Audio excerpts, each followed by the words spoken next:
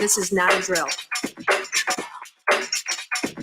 Repeat, this is not a drill.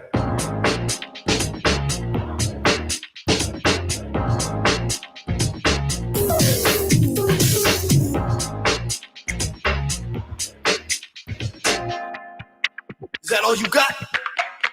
Let's begin drill.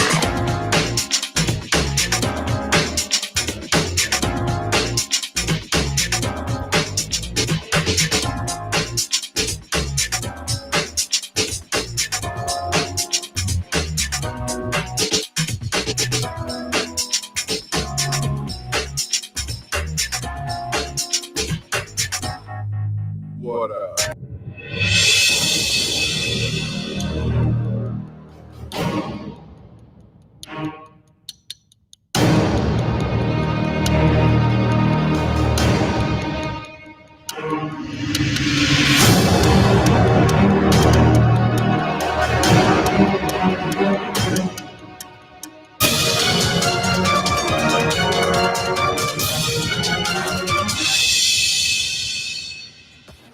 Infantry Outdoors live stream is brought to you in part by Silver Connections Group, a digital marketing agency providing website development, Google boosting, social media management, and so much more. Visit them online at silverconnectionsmobile.com or call today. Also by water purification products, pure water at your fingertips, providing the complete package, including sales, installation, and service, fully licensed and insured. Visit them at waterpurificationproducts.com or give them a call today. Pure water is at your fingertips. And Mayhem Studios for all your multimedia needs. They'll give your videos a professional look. Contact them at mayhemstudios@yahoo.com. And also, don't forget, use promo code INFANTRY to unlock more savings.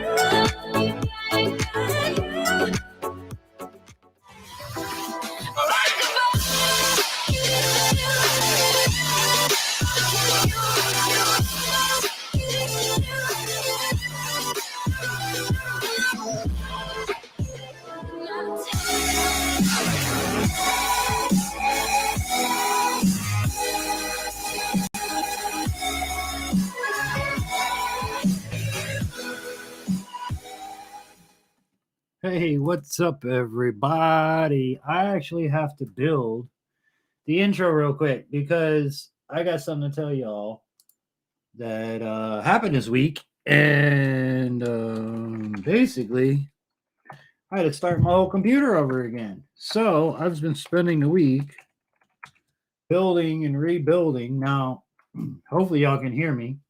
If y'all can hear me, let me know in the chat. And I'm going to get this set up real quick so we can actually have an intro.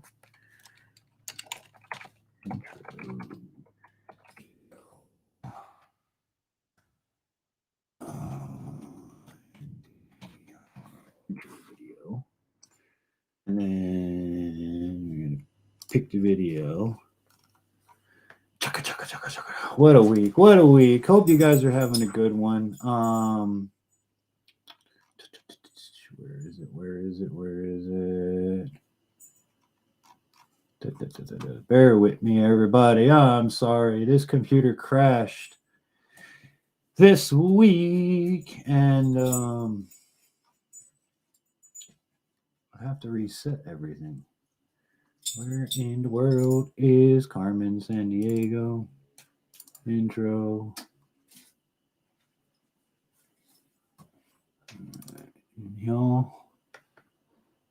And y'all close it. Bear with me, guys. There we go. And then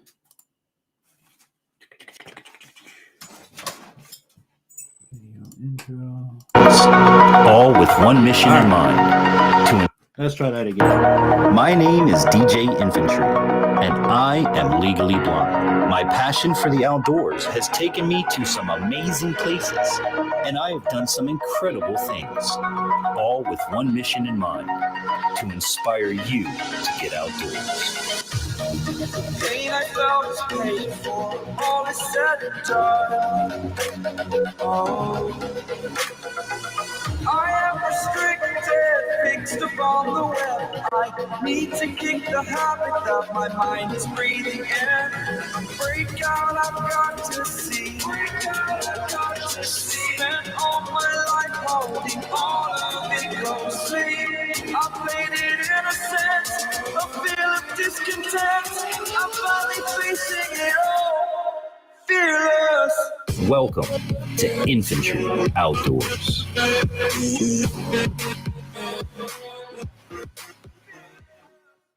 Okay, how about now? You say you can hear me, but you can't see me. Can you see me now? I was fixing a scene there. Again, this whole like you might not have seen me because I was hiding behind the computer screen. Can you see me now? Can you see me now? Somebody comment. Can you see me? Can you see me? But yeah, hope everybody's having, yes, all right. Hope everybody's having a good one. Welcome to the program. It's a little messed up tonight because I had to reload everything in this computer. My Stream Deck, I've had to reload pretty much everything. Let's see. So if we go and ads, let's put it, move that over one, move that over one, and then scene, we're going to call it intro. And we're going to add that to that. There we go. Now we're all set back up again. So anyhow, hope everybody's having a good one. Hi, Mom. How you doing? Nice to see you. Thank you for stopping in. Guys, don't forget to let me know that you're here. Let me know what's going on with you. But like we do on Friday nights, we got to get some music going here.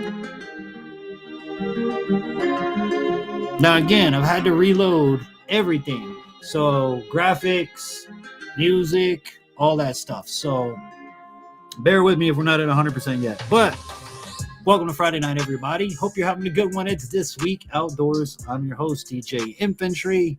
And we're going to move and groove and we're going to get through this no matter what, right? So adapt, improvise, and overcome. So happy Friday night to everybody. Hope wherever you are around the world, you're having a truly amazing day. And also that you have a great weekend. You know, Father's Day is coming up. Big shout outs to all the fathers. And it's June. So it's my birthday month. Hot diggity dog, I'm getting older. Jeez Louise. But yeah, I'll be celebrating my birthday this month along with Mayhem Studios is celebrating his birthday this month. Today is Swamp Stalker Outdoors' birthday. So Shannon, big shout outs to you, brother. Love you, my friend. Happy birthday to you. I hope you have an amazing birthday. And I hope everybody has an amazing birthday. If you're celebrating in the month of June, man, you're an amazing person. All right? So let me know if you're celebrating in the month of June, and we're going to celebrate you. But as always, guys, as you come in, let me know that you're here. Sound off in the chat. I actually have two chats running now, which is pretty neat. I got the chat over here to my right, and I got a chat going over here in OBS. So, yeah, it's been a nightmare this week. Go to turn on the computer, and the computer decided, I'm not working no more. Had to reinstall Windows, and if you guys have ever had to do that, you know that, well, you have to basically put all of your stuff back. So I had to put in OBS. I had to put in pretty much everything, my editing software, all of that stuff. So it was a rough week. Rough. But, yeah, what else did I want to talk about tonight? Melted some metal today. I didn't make a video about it, but I hope you guys checked out this week's Radiator Meltdown. Go over, give it a watch, and please let the video run all the way through. It's crazy how this thing works, man. I got like 30 something views, but an average is only like 3 minutes long. So like people are really killing me on the analytics. If you ain't gonna watch the whole thing, please, just let it run. Do me that solid, please. But other than that, been a busy week. Got the part in for the buggy, right? Ordered a new stator. It came in broken. So I gotta wait till Monday to get a new stator. But I do have the buggy build. Yeah, the buggy build video will be coming out shortly, so y'all can see the work I've done. And it'll be buggy build part 1. When I get back out there to do the stator again, it'll be buggy build part 2. And hopefully I have some extra goodies coming in to do that. But if you guys ever want to help out with any of our programs, the trapping, the buggy build, any of that, we have a wish list for products down below. All right. It's all through Amazon. So you can click on the wish list. It'll pop up and it'll show you all the stuff I've thrown in that thing that I just think are either cool to make a video or something we need. So if you want to help out, you can always do it that way. You can always drop a super thanks, super chat through YouTube, or you can hit up the PayPal, paypal.me/Infantry Outdoors. Oh, wait, I have that set up too. So let's do this. By the way, guys, comments, questions, and concerns, write to us at infantryoutdoors@yahoo.com. All right, so that's comments, questions, concerns, anything like that, advertising, anything of that nature, hit us up. And then you got the most important thing. Don't forget to like, subscribe, all that good stuff. Hit the thumbs up on your way in, your way out. If you're enjoying yourself, hit that thumbs up button. And paypal.me/Infantry Outdoors if you want to drop a donation. And we do acknowledge all of our donors, all of our sponsors, all of our advertisers in our programs and live streams. So what else we got? Oh yeah, don't forget to visit the website, infantryoutdoors.com. So, but yeah, this week wasn't that eventful because wasn't much really going on. Like I said, I melted some radiators today just to get rid of them, and I didn't make a video about it. They were just aluminum radiators. However, I do have an aluminum radiator video, not aluminum, but I have a radiator video coming up for you guys here real soon that it's not aluminum. It's copper and brass. So I'm just going to melt it all in one and see what we get. Copper mixed with brass. HFH Jote. Happy birthday, watching to the end. Army 20-year vet. Thank you for your service. Thank you. I am not military. I do not claim to be, nor have I ever been, but I do support my vets, and I am proud to be sponsored and partnered with vetinfo.org. One-stop place for everything for my vet brothers and sisters out there. So I'm going to just call you Joe, if that's all right. Joe, if you ever need anything vet-related, please reach out to our friends at vetinfo.org. Bill Watts is the gentleman, Bill at vetinfo.org. If you want to add anything to the website, you notice something's missing, for anything, vetinfo.org, brother. But glad to have you, man. I hope that you hit that subscribe, become part of the fam. And if you have any suggestions for videos, I'd love to hear them. I do a lot of stuff with, like I said, military, ex-military, former military, however you want to call it. But, you know, I love my military people. They wouldn't take my ass. They were like, no. I was like, give me a gun and point me in the right directions. I'll shoot them. Now, I want to serve my country. No. It's okay. But it's good to have you. Hope you're having an amazing Friday. Like I said, we did some aluminum melting this week. Hope you guys go back, check out that video. You know, it's always fun when your blind guy friend messes with 1,000-degree metal, right? But go check that out. I'm also going to start doing giveaways in my metal melting videos. If you guys can guess the weight, the ending weight, I'll show you like the pile of what we started with, and you have to guess the ending weight of what we're going to get in bricks, I will give a brick or a block or a cube of that pile to the winner. So it's going to be really cool, something fun to do with you guys. And just have some fun with it, because I've got so much of this.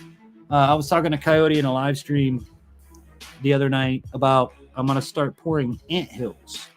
If you guys have ever seen those ant castings, I'm going to start pouring that. And yeah, it's going to be pretty neat. So, but definitely thank you for the happy birthday, Joe. I appreciate that. I think what I'm going to do now is about 16 past the hour. I need to set up the music break. Hold on a minute, guys. Bear with me. I haven't disappeared. I'm still here. But if you guys know, I'm a daddy with 2 boys that I have to get into bed.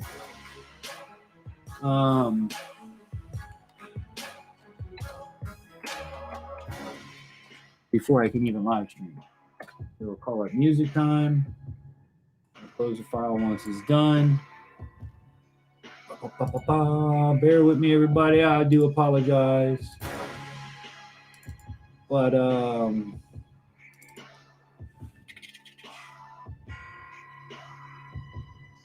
where are you? Festival. There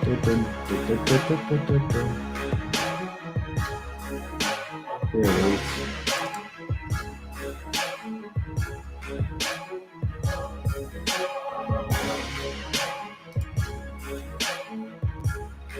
I'm not going to go to that just yet. So I have to assign it first. As I said, guys, I do apologize. When your computer crashes during the week and it doesn't bother to give you a warning, this is what you got to do. You got to set everything back up. I did as much as I could before the live stream, but it didn't work out in my favor. So, all righty, there we go. I was able to get all this music and stuff loaded up. Mom says, give the boys a hug and kiss from Bachi. I got you, Bachi. You know I will. You need to come visit. They're off for the summer, so you need to get your butt up here and go to the Springs with us or something, barbecue and all that good sort of stuff. But anyways, it's that time of the program. We're going to go to one of my favorite songs. Now, a lot of these songs are by Netflix, by the way, guys. It is all these songs, everything you hear tonight comes from YouTube's audio library. And if you have a song or something that you would like for us to play, reach out to us at infantryoutdoors@yahoo.com. With that said, guys, it's the all-new music break time. Let's go to music break.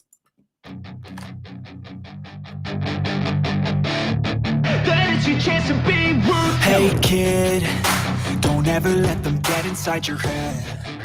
They'll tell you what to do in life instead of everything you know that you could get. Don't let them guide your life towards regret. I'll fight for what I love with every breath. My past is filled with things I won't forget. I use them all to push me to my best. So treat the worst of times just like a test.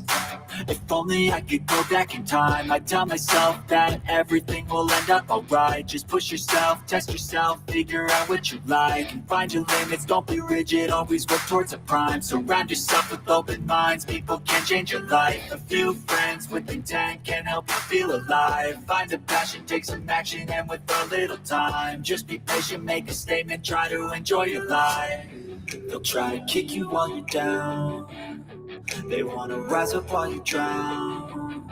They wanna fill your head with doubt. They're silently scared that you'll figure it out. I'll make it look like I'm losing. Won't bother hiding my bruises. And when they finally think you're wounded, then it's your chance to be ruthless.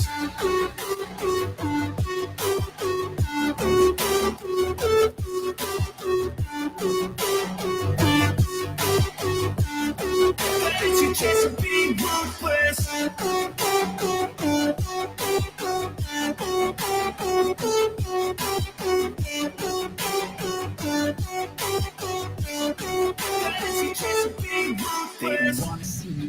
They don't wanna see me care. Anytime I make some progress, I can see that they compare. I think everyone's against me, maybe something in the air. Am I paranoid? I swear a void is forming and they're scared. I walk a straight path, not many can say that. I like to play fast, cross me and there's payback. You better pray that I don't see your face at any place that I go. I know you hate that. I've been doing fine, I'm not wasting any more time.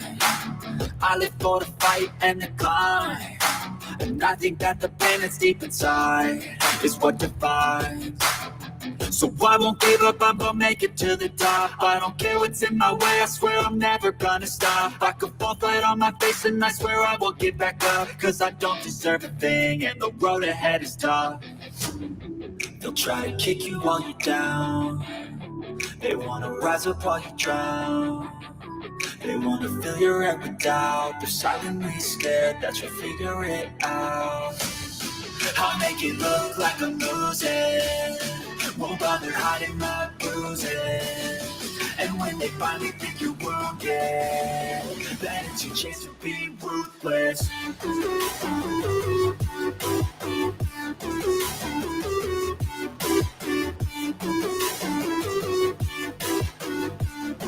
Then it's your chance to be ruthless.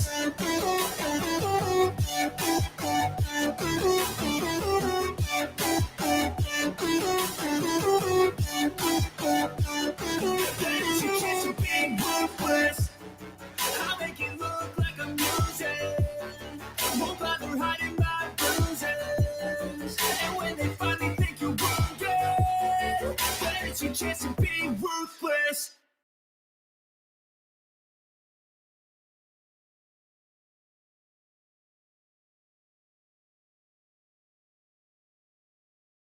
That's right. Don't forget to like, subscribe, and all that good sort of stuff. Friday night. It's This Week Outdoors. Now, my question to you guys as you come in, what did you do this week outdoors?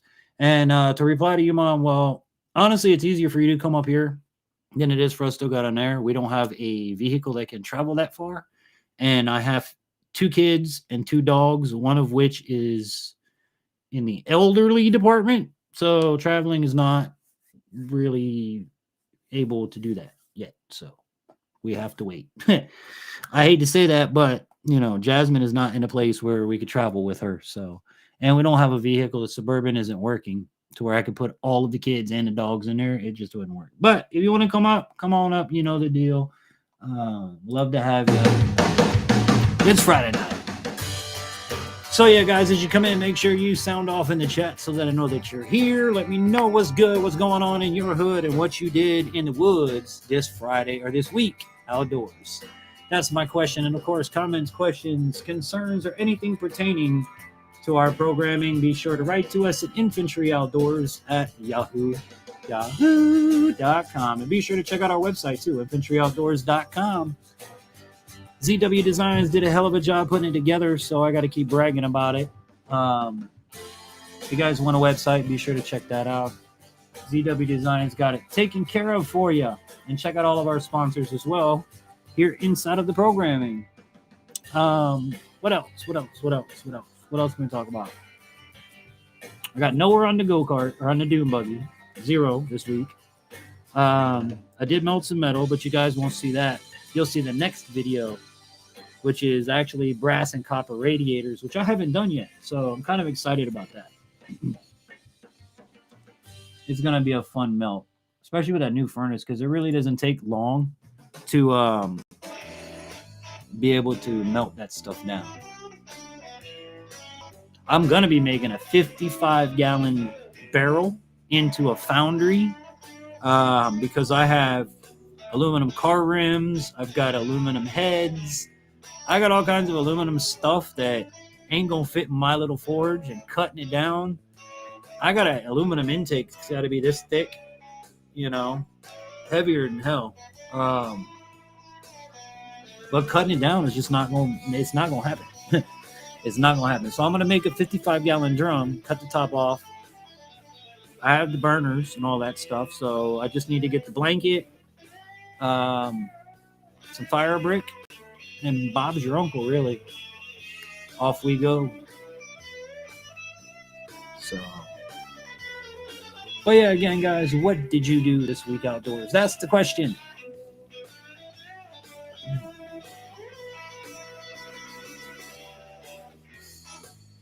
It's one of my favorite tunes right here.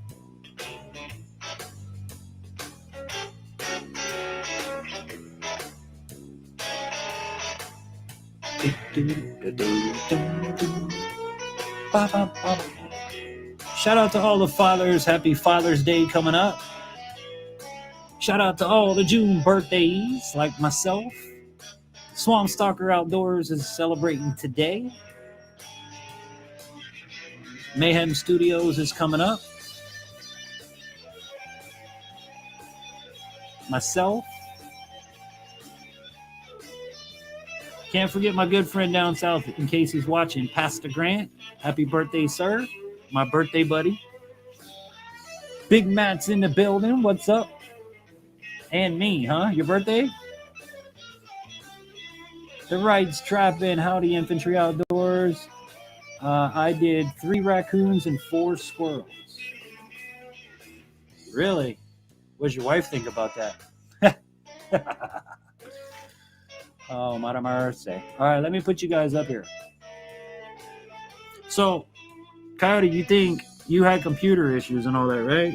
I got to turn on my computer to upload some footage. And yeah, nothing happened. I had to reinstall Windows. I had to reinstall OBS. I had to reinstall all of the tunes. I had to reinstall everything. And this crashed on me like, what was it? Monday or Tuesday. So, yeah. Let me know if everything sounds good, looks good, all that stuff. No lagging. I don't know what settings I have anything at. I just got it working to be up here tonight. So, bum, bum, ba, ba, bum, bum, ba, bum, bum. So, you're the 24th. I'm the 28th, bro. Happy birthday going out to Big Matt. 4 days before the infantry. But, yeah, man, I had to get all the tunes again. I had to get, which kind of gave me a good, I mean, I had to reload my Stream Deck, all of my hotkeys, all of the buttons. But it gave me an opportunity to clean out, start over. I made a music screen, so when we go to music break, you don't have to look at me. Just stupid stuff like that. You know, I might not have everything up here yet, but I'm getting there. I'm definitely getting there. As far as music, I have not been able to find any damn thing other than Netflix. So, again, if you guys have any music you want to send over to Friday night, it has to be YouTube friendly. You're not going to get me in trouble. Send it on over because we'd love to have you. You know, I'd love to have your music. And don't send over like no crappy music either. Granted, the stuff I pick ain't the greatest, but damn if it ain't the best I could find in YouTube's free audio library. If you guys are creators, you know what I'm talking about. But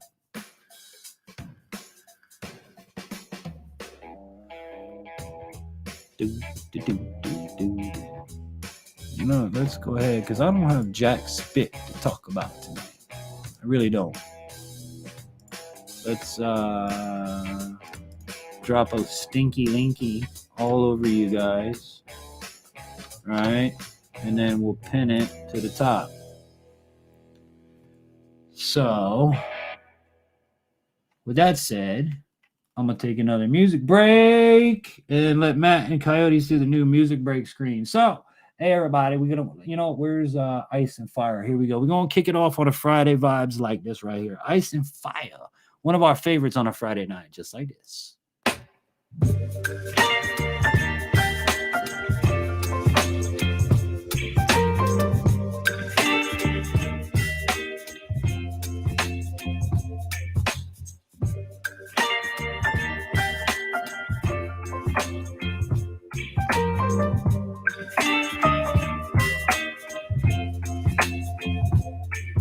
Baby, you give me ice and fire. You're giving me wind and rain. You're some kind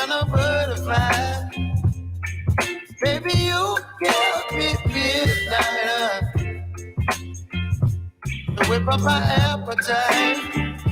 Don't leave me here high and dry. Oh, I don't wanna beat you, baby, and treat myself at the spine. Don't wanna overthink it, baby. It's just treat your body and mine. Baby, you give me ice and fire. You're giving me wind and rain. You're some kind of butterfly. Baby, you give me midnight. You whip up my appetite. Don't leave me here high and dry. Oh, but I don't wanna jinx it, baby. Let's not get ahead of my time. Oh, but I don't wanna miss you, baby. So I stand up and speak my mind. Oh.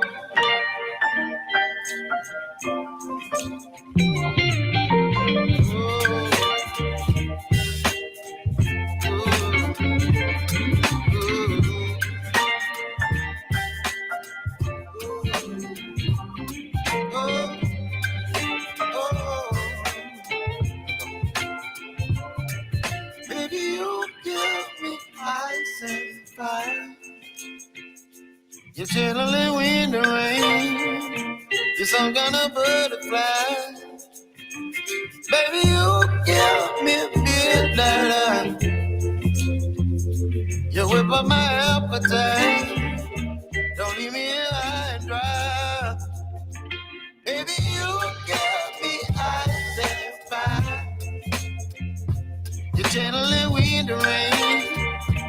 You're some kind of butterfly. Baby, you give me midnight. You whip up my appetite. Don't leave me here high and dry.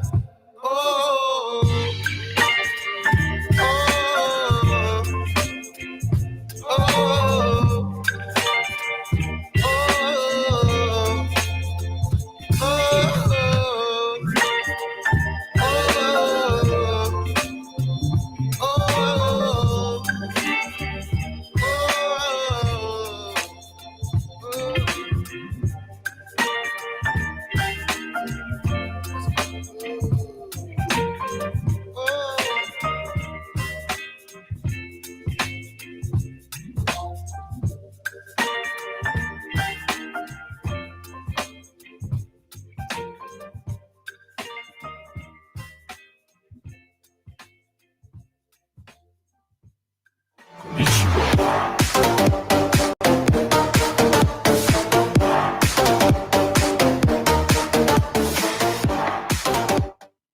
That's right, guys. Be sure to like, comment, subscribe, all that good sort of stuff. Hey, look, Matt's taking a stinky linky in the chat. Check out Wright's Trapping Everybody Coyote in the building. I will call you after the live. The question is, Big Matt, I need a drag to put behind the Roadrunner. What would be easy to make but work? I was thinking chain link fence. What are you dragging for? I got to order some more ratinators. Oh, yeah, those things are pretty. You told me those are pretty cool. Ratinators. That's what it's called. Ratinators. Dun, dun, dun. I got to renew my trapping license because this done have been expired. So your boy got to renew. That's why you haven't seen any videos come out lately. But it's been kind of rough around here, man. The wife changed jobs. She's no longer at Tractor Supply. I mean, she is, but she hasn't worked there. Like, they went from giving her 30-something hours a week to 8 hours a week. So it forced her to go get a job. So she did. And it was funny because her manager walked into her new job and says, "Hey, what the hell are you doing here?" She's like, "Well, I don't have a choice. You basically have cut my hours to nothing, and I have a family to support. So, trying to smooth out the backyard." I'll tell you in just a second on that. So she gets the new job, and the manager's like, "What's going on?" And she's like, "Well, this so-and-so manager cut me down to 8 hours a week. We're behind almost $2,000 already because of this game this person's playing with my family's money." So the wife went and got another job. It is what it is. She's getting better hours, closer to the house, better pay. So at the end of the day, I'm not heartbroken. You know what I'm saying? God works in mysterious ways. And I can do all things in Christ that strengthens me. Where's Vash when I'm quoting? Look at, where's Vash Matrix when I'm over here speaking and he ain't here to hear me and be proud of me? I got to order some more retinators. Trying to smooth. Okay. Oh. These are your country tunes, by the way, Coyote. Like, this is the best I could get you, bro. But I do like them.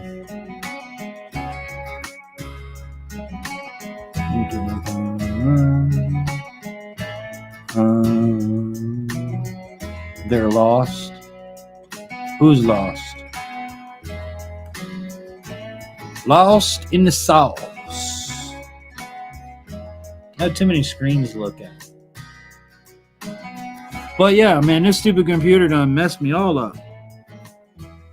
Having to reload everything. So, Matt, like, we were talking about OBS and how difficult everybody's telling you OBS is and all that. Dude, I put it together in a matter of hours. I put the whole program back together.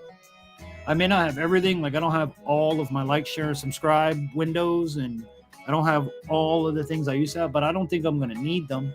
And I'm going to try going in a different approach. So I may not need them. Now, one thing I am curious about is if we can finally screen capture, but we'll do that another night. Tractor want to be. Oh, yeah. No, it is Tractor Supply's loss. 100%. Because even the manager was like, so, this so-and-so, the manager she's having, this is how screwed up it is. The manager that she's having the issues with, that cut her hours back to next to nothing to insult her, she's leaving. She's going to get it to a different store in a couple of weeks. So the manager's like, yeah, so-and-so's coming back. And, when he comes back, it'll make everything great again, but the damage is already done. I'm already like $2,000 in a loss over the stupid games that company wanted to play with my wife. And, there's two things you don't mess with: my emotions and my money.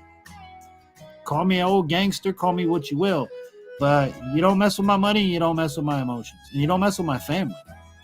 So that place attacked all three in one shot. When I can't put food in my family's mouths and I can't put gas to get, like, the shifts she was working wasn't worth the gas to drive there and back, if that makes sense. But she likes where she is now. It sucks that she works a whole hell of a lot later shifts, but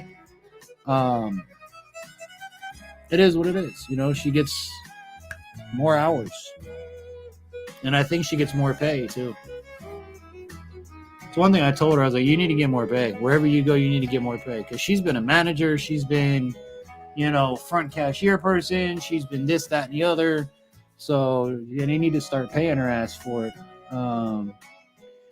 She probably could. Code, I don't want you to say I don't play no country music no more. She probably could sue them or something. Nah, man, it's one of them things where we don't need to sue. Here's what it is, okay? And y'all have probably had this before in your day. A new manager comes into town, cleaning up shop. You and this manager don't click for whatever the reason. And part of it was my fault. I'm not gonna lie, because they changed their hours from 8 o'clock to 9 o'clock. So I said, okay, I don't want you out past 9:30 at night. Store closes at 9. You need to be calling me by 9:30. I'm on the way home. Well, apparently that started to where, I don't know the whole story behind it, but the manager was saying she wasn't staying till closing like she was supposed to, and this, that, and the other. So she changed her availability for 15 minutes earlier. I gotta be done by 9:15. That's all. Well, this woman cut her hours back, like I said, folks, from 30-something hours a week to 8. 8 for 2 weeks. 1 8-hour shift this week, 1 8-hour shift next week. And the reason that she did it, like I told my wife, is y'all didn't click. You pissed off that manager. But you pissed her off and she can't fire you because she doesn't have a reason to fire you. But she can make your life miserable to where you quit, which is pretty much what happened. And it's sad that happens. Rattle trap fishing. What's up, fam? How you doing? Good to see you guys. Hey, Francis, how are you? Shout out to Francis.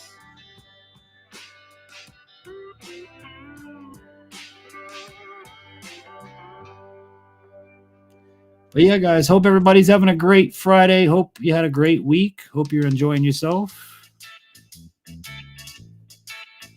Please hit that thumbs up if you're enjoying yourself, enjoying the vibes on Friday night. And of course, if you're new and you're not subscribed, please do that. Ring the bell to all notifications. You're notified for Friday nights. You're notified for live streams. You're notified for all that good sort of stuff. What we got over here?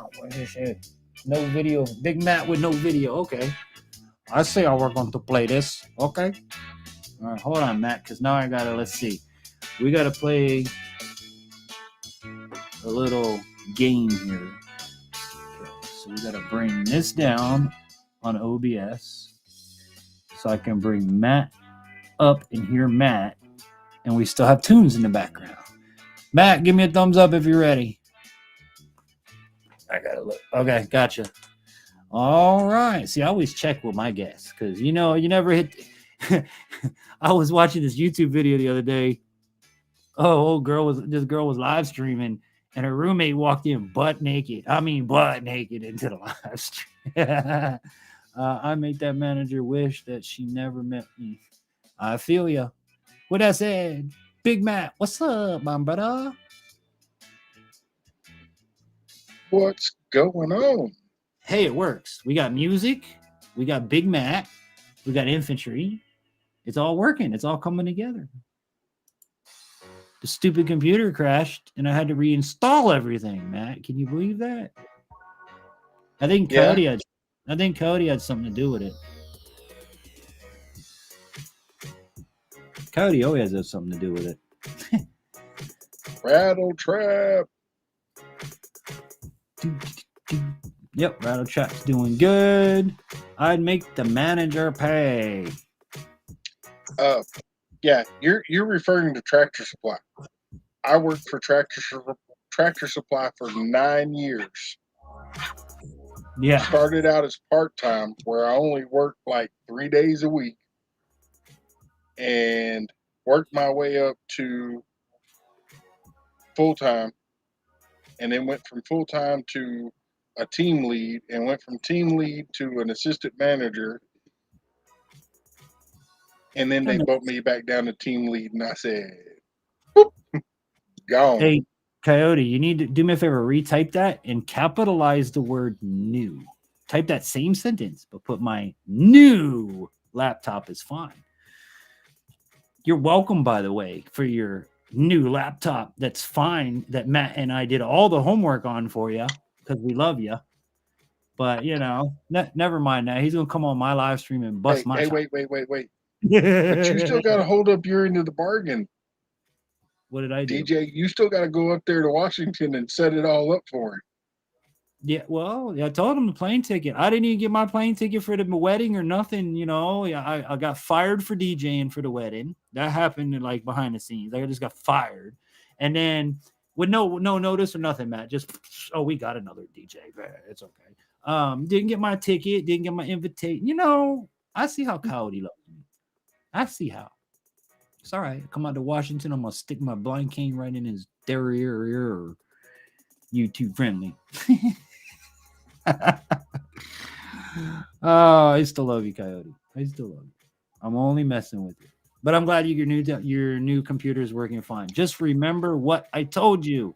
Don't save a dang thing to the new laptop. Save it to your hard drive. Only put your operating systems, meaning your editing software, meaning what the hell else do you put in a computer nowadays? That's it for me. My editing software, And Coyote, stay away from the adult channels. Yeah, dude, don't go on porn sites. If you do, listen, if you do, get a VPN. Okay? I'll be dead honest with you. Who do I use? I just paid for another year. For like $40, I pay a year for $40 or less. Private internet access. Get a VPN. I don't ever live stream on. If you find me on the damn network, go ahead. I dare you to try to find where I'm live streaming from. If you find it, I'm going to sue the hell out of this network people. I never live stream on an open network. I never live stream on a private network. I put it on a VPN. Food for thought there, Big Matt and everybody that live streams. Use. Well, now we know what's wrong with his iPad. Oh, wait, hold on. Tablet. Hold on, man. I got to catch up on the chat. Yeah, the pages are sticking together on the iPad. If you're old enough to catch my drift, the pages are sticking. And that's the reason why you can't hear him when he talks. Exactly. It sounds like, welcome to McDonald's. Can I take your order? Would you like fries with that? Okay, it's going to be 10:23. Put out the first window. Thank you. Yeah, that's Coyote. Under the sea. Sounds like you are under the sea. Brian, the tech guy. The tablet never got wetter, but it is like cheddar. Grossy. No, you didn't get fired. I got laughed out of the room when I asked them about. Yeah, I'm sure it had something to do with either the blind DJ that either caused a hell of a laughter or the flying me out there part. But either way, it's all good. I still love you. Stick your laptop up your ass, the right strapping. Ha ha ha. Ryan the tech guy. Good comment. No, he got a good laptop, man. I'm happy for Coyote. He needed it. He really did. He just needs to not screw it up. Well, this is Coyote we're talking about. Well, the problem that and I'm going to say this because I love Coyote and it has nothing other than respect when I say what I'm about to say. The problem that Coyote has is Coyote listens to too many different people, and too many very different people giving two different answers leads you down with these computers a freaking troubled rabbit hole. So I've never steered you wrong. Matt's never steered you wrong. I have a degree in this stuff, boys and girls. I really do. I've been an engineer for radio stations for over 20 years, building them, putting them, installing them, making sure the software runs correctly every week, make sure there's no viruses, antiviruses, any this and that. So I'm not going to tell you the wrong thing, but you got to start listening to, you got to have your tech guy or this guy or your group. Stop going to people, i.e., who I'm talking about, that don't want to help you and are steering you the wrong way. And then that you'll be great. Because everybody on the other side of the fence, i.e., me and Matt, that looked all the specs, did all the homework, made sure you got a good laptop. We were trying to buy this man a bulletproof military-grade laptop. Am I lying, Matt, or am I not lying? Military grade. We were looking for him. Bomb-proof. Whatever, Coyote. You know what? If you call me with technical difficulties, then I'm gonna refer you to 3 people. He steered you wrong. Infantry, Texans Down Under, and Ryan. Right. Exactly. If they can't fix it, then you're just Then out you're of luck. screwed. Yeah. And look, I'm not subject to it either. I don't do anything in this studio but edit videos. All right. I don't watch adult stuff on here. I watch YouTube at most. I don't shop on here. I don't do anything. I upload and I don't even download. Well, sometimes I download, but it's from YouTube's audio library. When I turn on a computer, sometimes it happens. It's technology, it's electrical shit. It's if you have a bug, and I don't mean like a bug, like computer bug. If you have a physical bug that gets into your computer, they can cause problems in your computer and they won't work right.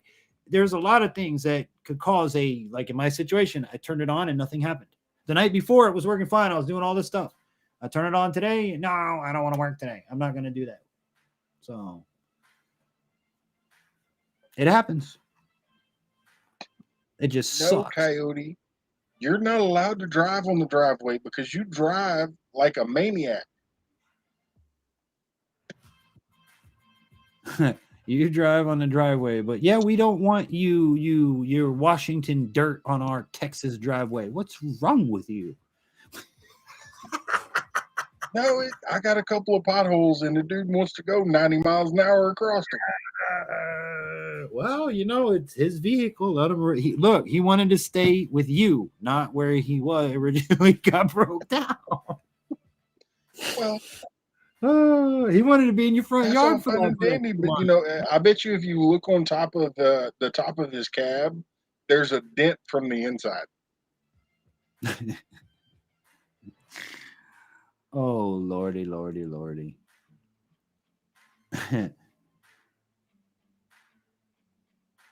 Duke Hazards.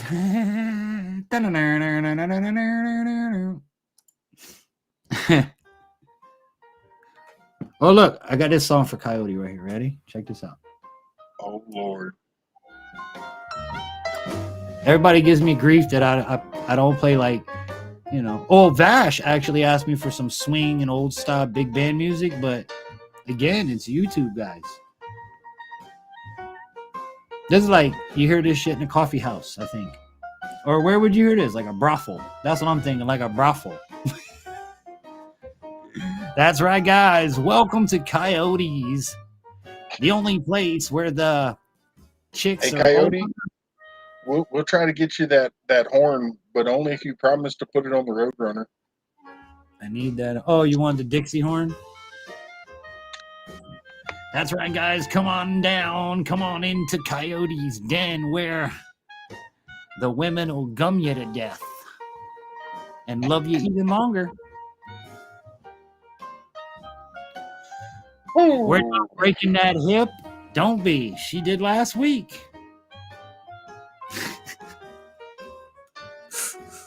Oh. But it was a pretty cool clarinet tune. I'll give it that.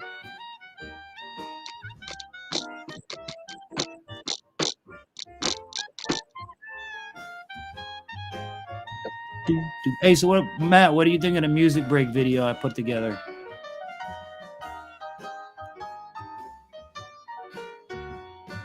Right. When did you drop another video? Are you talking about the stream that we're on right now? Yeah, for the live stream. I put a video. There's a video like when I play just a song now, I put the video up there. So it gives me a minute to run to the bathroom, do whatever I got to do, and gives y'all something cool to watch. Ryan the Tech Guy or no RDR2. What? Red Dead Redemption 2 video game. Yo. Yeah, in Red Dead. Yeah. But what is the scene, Ryan? What is the scene in the video game that you hear this music? In the saloon. This man said at least they don't bite it off. They just gnaw on it like a dog toy.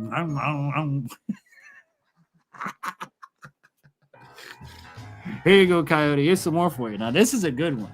I like this one here.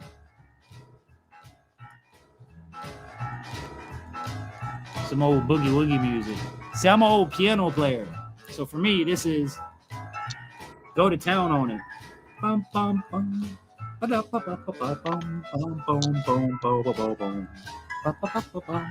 we got to be careful with this. We're going to give Coyote flashbacks to when he was in high school. I'm telling you, he's gonna start busting out with the moves, Yeah, and he gonna dislocate his hip, and he gonna blame it on us. Yeah. Oh man.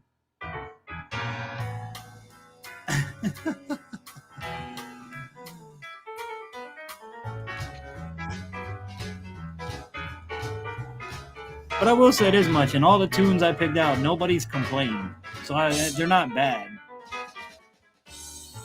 And if you're a content creator and you've been in YouTube's audio library, like you can use stuff, but you're gonna pay for it.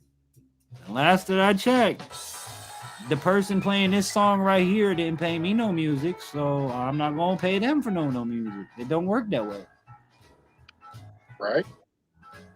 Out your damn mind. And let me tell you something, I promote every one of these songs in the description box, and like when I play the artists like Netflix and stuff like that, I promote the song. I don't ask nothing for it. I'm just glad I got free music. Because until music, I didn't know what the hell to do with this live stream. I know how to be a DJ really good. I don't know how to sit here in silence and not talk or not do anything. Boom, boom, boom, right? Boom. Last week we were playing the entertainer for Coyote. But remember, those watching, if you got any tunes you want to shoot over our way, drop them here, infantryoutdoors@yahoo.com. Also, comments, questions, concerns, all that good sort of stuff. That's the place you're going to send them to. And I'm actually going to drop this. Matt, I'm going to put you to the side for a minute because we're going to hit up another music tune here after this song. Put me to the side. Yeah, well, not yet. But yeah, guys, comments, questions, concerns, advertising, all that good sort of stuff. Hit us up, infantryoutdoors@yahoo.com. And be sure to go over and check out the website, infantryoutdoors.com.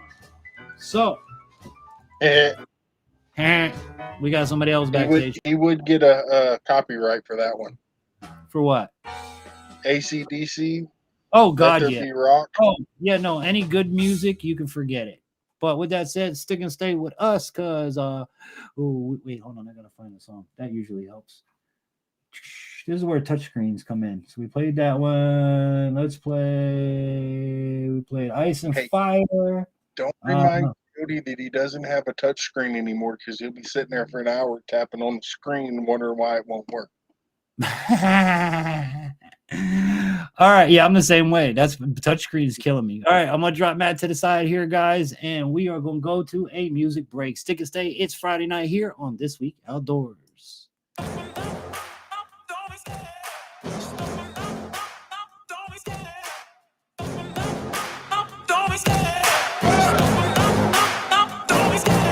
Love the chase and the hunt, and I set the pace when I'm running. I always take what I want and I always give it 100. Don't need a bank, no I'm funded. Play the game like it's nothing. I'm always thankful for something. Don't take for granted, stay humble. Now wake up, it's time to look at the enemy. Look in the mirror and he is no friend to me. It's not working out, maybe it's the chemistry. It's time to break up so I can make a better me. Better believe in your mind, cause it's everything. You can mold, shape, find almost anything. All it takes is some time and some clarity to find your identity. It's mind over everything.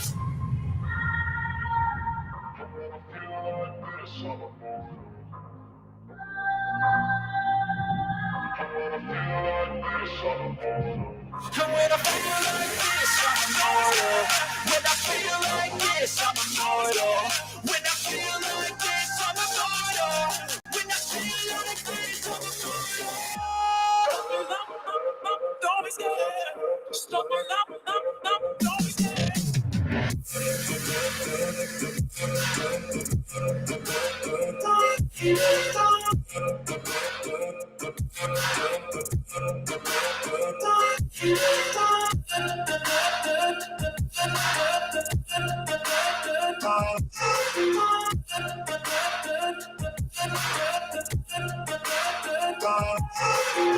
feel so good. No, I'm never turning back. I won't stop, I'ma fight until there's nothing left. It's so good, you're gonna be hurting bad, cause I've been to hell and back. You don't wanna make me mad, I stay strong, you will never see me crack. And if you get in my way, you're gonna feel the wrath. Gotta say it to my face while he's looking back. Mirror breaks after math, when I hate, I attack.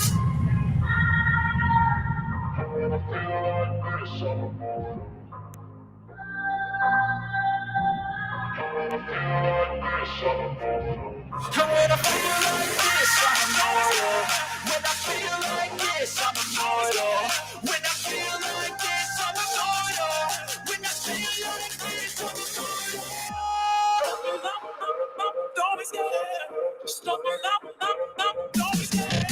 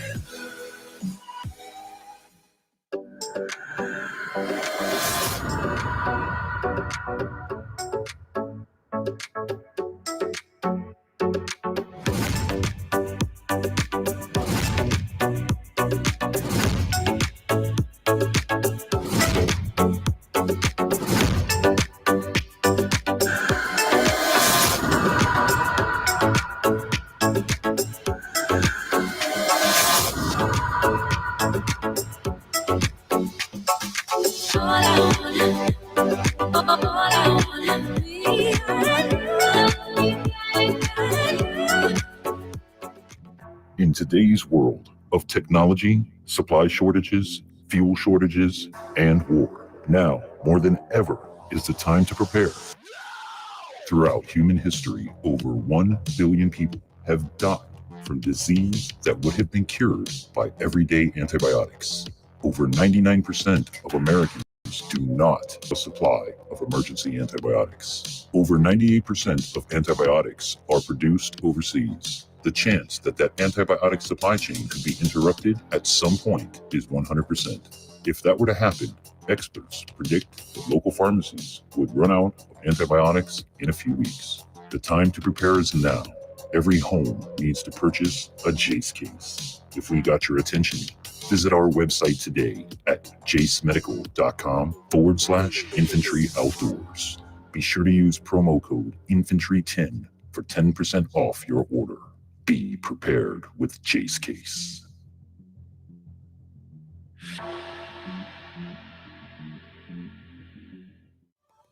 Welcome everyone to my channel. They call me Mayhem, a nickname I was given in the Army where I honorably served for 8 years. When I joined, I swore an oath, and though I hung up my uniform a while ago, my oath still remained. I'm still dedicated to God, family, and country. The purpose of this channel is to teach you what I know and prepare you for what may come. I will not sell you fear, but will inspire hope. We'll focus on what we can control and accept the things we can't. I invite you all on this journey. So pull up a chair, get comfortable because class is in session. It's time to prepare for Tactical Mayhem. That's right. Go over and check my brother out. Not only is he Mayhem Studios, he's back as Tactical Mayhem. Make sure you guys go over and show your support. And with that, we're back. It's Friday night, This Week Outdoors. Hope you guys are having a good one wherever you are around the world. What's going on, Kane? Good to see you. Hope you're having a good Friday. Guests in the background, thumbs up if you're clean and clear, ready to come up. Let's start with Big Matt. All right. Coyote, thumbs up. All right. Let's bring the chat back to life. Boom, boom. Be sure to hit that thumbs up button, guys, as you guys come in. We got Big Matt. We got the Yote in the building. What's going on? Now, I'm going to put this message out to my moderators, which 2 of them are up here right now. If y'all don't get me your damn commercials, I can't advertise your channel if you don't give me the product to put in front of the people's face. Okay? I'm working on it. We're always I'm working working on it. I'm working on it. Y'all are working so slow, you going bass backwards. I'm going military fast. I'm 1 foot in front of the other. Oh, man. But it's good to see you guys. Good to see you guys. And the link is at the top. I don't know how many more we could put up here on my country internet, but we're sure as hell going to try. Hey, has everything been like clean on you guys' side? Because I haven't touched the setting. I don't know what the hell I'm set at. But video and audio, everything sounds good and looks good? Yeah. Okay. Yeah. Cool. Coyote's a little blurry. Well, that's just Coyote. He's always blurry. That's Figure that out. There's this thing, Coyote. It's called a rag, and if you clean your camera lens once in a while, you won't. Because even there's like your lights behind you have halos on them. Or I could just go over here and do that. Just clean, like wipe your damn camera for a minute, buddy, and then you'll be good. No, I just take the blurred off. I had the blur on so you didn't see my background so well.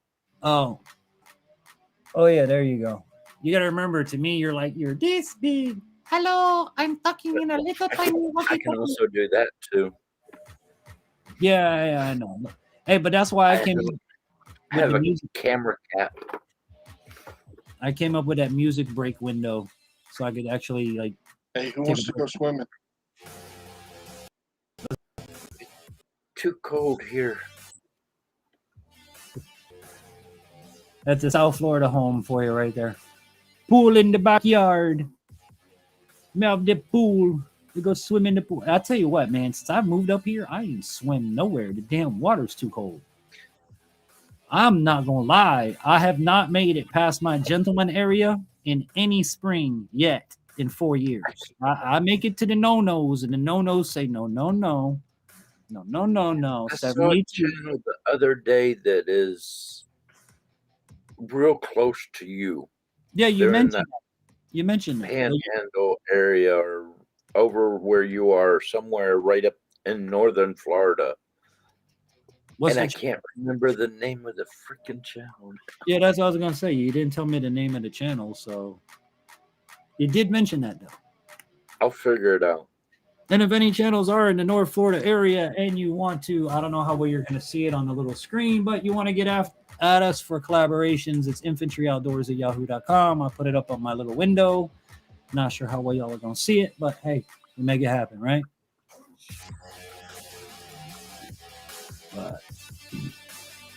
Hey, so get this. I'm starting to wonder, guys, maybe you can help me out. I was hoping Vash would pop in here and Vash could like be part of this, because I'm starting to think God does not want me to have this doom buggy.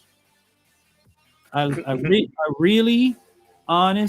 starting to get a feeling in my heart that's telling me God does not want me to have this, because is it a Chevy engine? Well, no, then it would run. I wouldn't have these problems. It's a Chinese GY6 150cc engine that they put in every damn thing that comes out of China. Scooters, ATVs, four-wheelers, those mini Jeeps, dune buggies, all that. So I have a good idea. Okay, so I can't take any more ideas. Unscrew the bolts that are holding the motor in there. Yeah. Pull the motor out. Mm-hmm. Take it back to the back corner. pack it with C4 Yeah. and blow that fucking shit up. Okay, but here's the thing. I already an American engine and put on an American engine that'll work. I can't do that, my friend. Now this is the part. This is the part. No. In all honesty, I'm like, I'm just messing with you. no. Listen, this is dead real, dead serious shit here. I'm talking. Okay, I could do that. However, it'd make a great video. In order to put in the plate, which is available at Go Power Sports, to mount any motor I want, including I would put a GSXR 1000 in there if I had the money, or at least GSXR 600.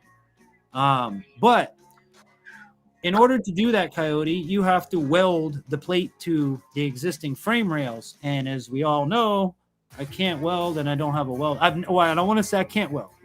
I've never tried to weld, and I don't own a welder. No. What I have done is I have completely put in a brand new engine. Bought a brand new engine, put in a new engine. Took out the old engine. Spent 3 weeks wiring that engine. Spent another week ripping out all the old wires that didn't go nowhere, didn't have to do this, old lights, old horn that don't even exist, all that crap. Got rid of it. Go to start the damn thing. I cleaned all my wires, put wire vloom across everything. It looks nice. And it went from running to I go to start it, nothing happens. So we trace it. Coil's fine. Spark plug's fine. The solenoid's fine. Starter's fine. It turns out the damn stator, one side of the stator is no good. So somehow shorted out the stator. So I had to order a stator. What's a stator? It's stator is the alternator of the bike, of this type of motor. A lot of these motors have what's called a stator, or what was the other name for it? I always thought it was like stator. Well, boat engines have stators. It's what charge your battery. It's what, on the Chinese bullshit, it's what they run the lights off of. So the faster you go, the brighter your headlights are. The slower you go, the dimmer your headlights are. You remember those old motorcycles? That runs off of a stator. It's basically a alternator. It's a magnetic wheel. It stay there. If it stays there, you ain't going nowhere. So I ordered a new stator. They send it here. I take it out of the box, and plastic pieces fall off of it. So now I'm at the point where I'm like, okay, I have to reorder or have them send out another one to replace it. And that's where we are now. So I'm sitting here in limbo waiting on the damn. But it's like every time I get done and it's running and something breaks. So I'm like, does God not want me to have this or what? I don't know. What y'all think in the chat? Does God want me not to have this? It's run for a total of maybe 3 days in the 4 years I've owned it. Wow. Yeah.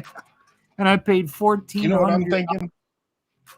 I'm thinking you should, after all the work you put in it, get you one of those big old signs that says, "For sale, best cash offer wins." Yeah.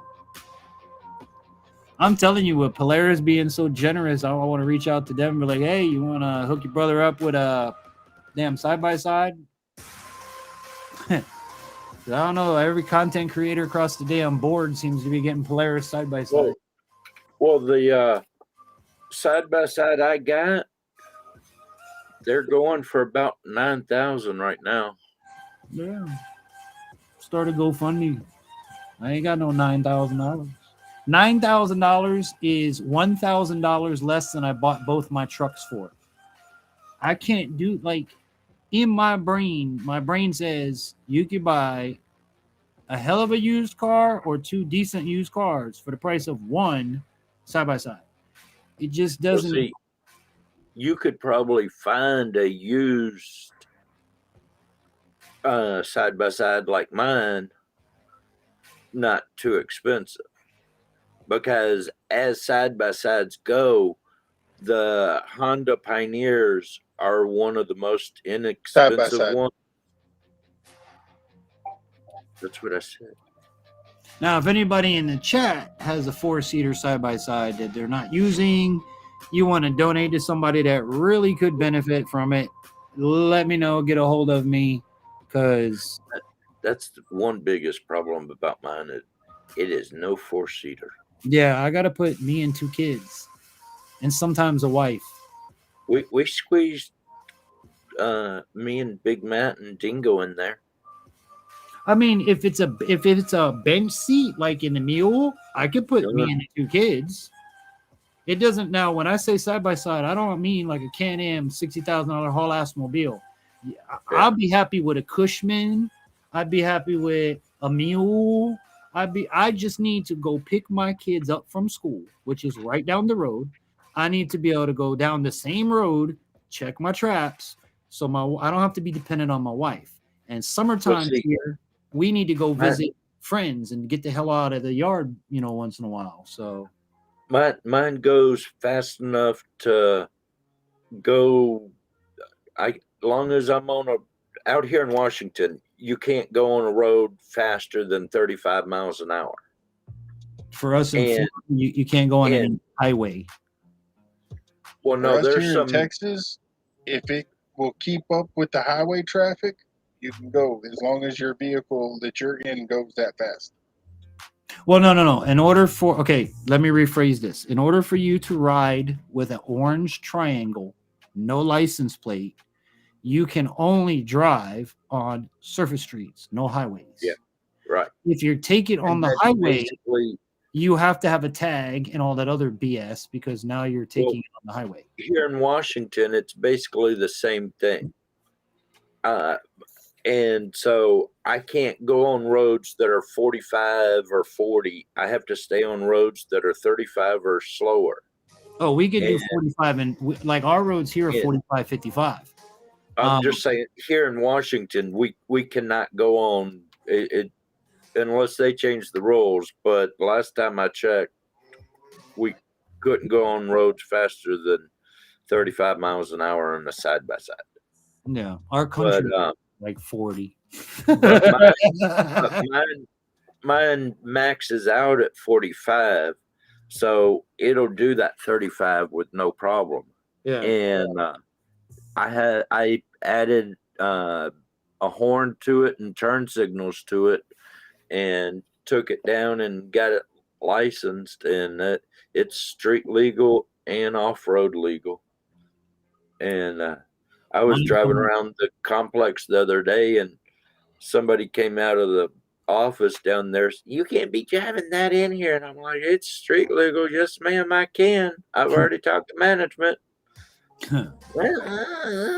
Mine's going to be me legal. That's what it's going to be, me legal. I mean, I have turn signals, and I plan on wiring them in. I have a running light. I have not wired the brake light in yet, because I don't know if the brake pedal switch works. So I haven't done that yet. But I do have a running light. I have a headlight for now. I'm going to put on the bottom of the buggy, like where the bumper area would be. I'm going to have 1, 2, 3, 4, 5 headlights there. And then I'm going to put 2 to 4 up on the top, because the bar won't fit the way that it is. So this way, if I'm driving down the street, I just put the lower unit on, the lower front 5, 6 lights. Then I go off road, I hit the top ones, and I get 4 more. I'm gonna light up. It's gonna be like daytime.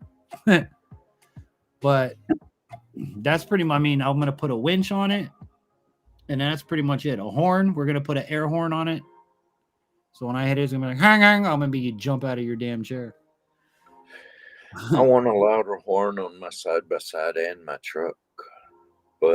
And I got to get a trailer, because the idea is, if I get the right kind of trailer, I have a trailer hitch set up for the buggy. I could literally get it wide enough where I could put in 2 bench seats or 2 bucket seats, which we have available at the auto part junkyard. And my buddy will weld them into or attach them to the, what we call it, the trailer. So that way I could have 2 people in the front and 2 people in the trailer, and still have trailer room for traps and stuff. So that's the idea, because I don't have to go fast. Yeah. I'm happy going 10, 15. Like I did an e-bike that did 17 miles an hour, as fast as it ever went. and I was happy as a pig in slop, you know. Oh yeah. I just need to go. I just need to not be trapped. I need to, if I want to go do something and I don't want the wife or the kids to go, I need to be able to go, you know, like anybody else in the world. Being trapped sucks. Yeah, it does. No. And my wife's new hours are 2 o'clock in the afternoon to 11 o'clock at night. Our buddy's been like, hey, why don't you bring the kids over, play in the pool, do whatever, we'll hang out full wheel. Yeah, well, I need my damn dune buggy running so I can come over to your house. And this is the guy that's supposed to weld my muffler for me. I was like, dude, 2 weeks I've been waiting for you to weld this damn muffler. 2 weeks I ain't seen you. So don't give me grief. I ain't coming over.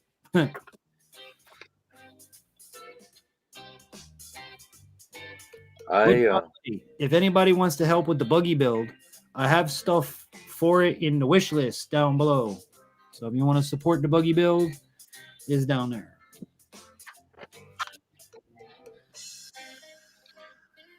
Yeah, my wife, I texted her earlier and said, what do you want to do for dinner?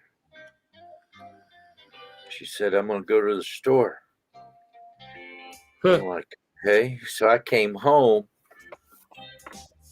and all of a sudden she shows up at home and she's like, I forgot my credit card, but I'm heading to the store. She's still inside doing something. I have no idea what. I went to the store the other day, got a cart full of shit, got all the way to right before the checkout and go, oh, damn, I forgot my wallet.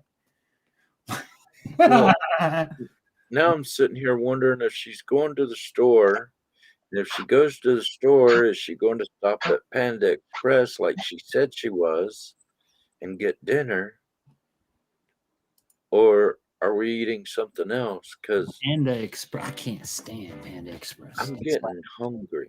That's like the worst, in my opinion, is Panda Express. Yeah, but I'm very, very, very, very, very, very, very, very picky with my Chinese, my Asian. I don't like their ramen noodles or whatever you want to call it. But their noodles, the orange chicken isn't too bad. And I don't like Panda Express. Anybody in the chat like Panda Express? Comment below or comment in the chat. Who here likes Panda Express? See me, Coyote. I am uber picky when it comes to, we just call it Chinese food. So I mean no disrespect to nobody, but in my house, I don't care where we go, it's Chinese food.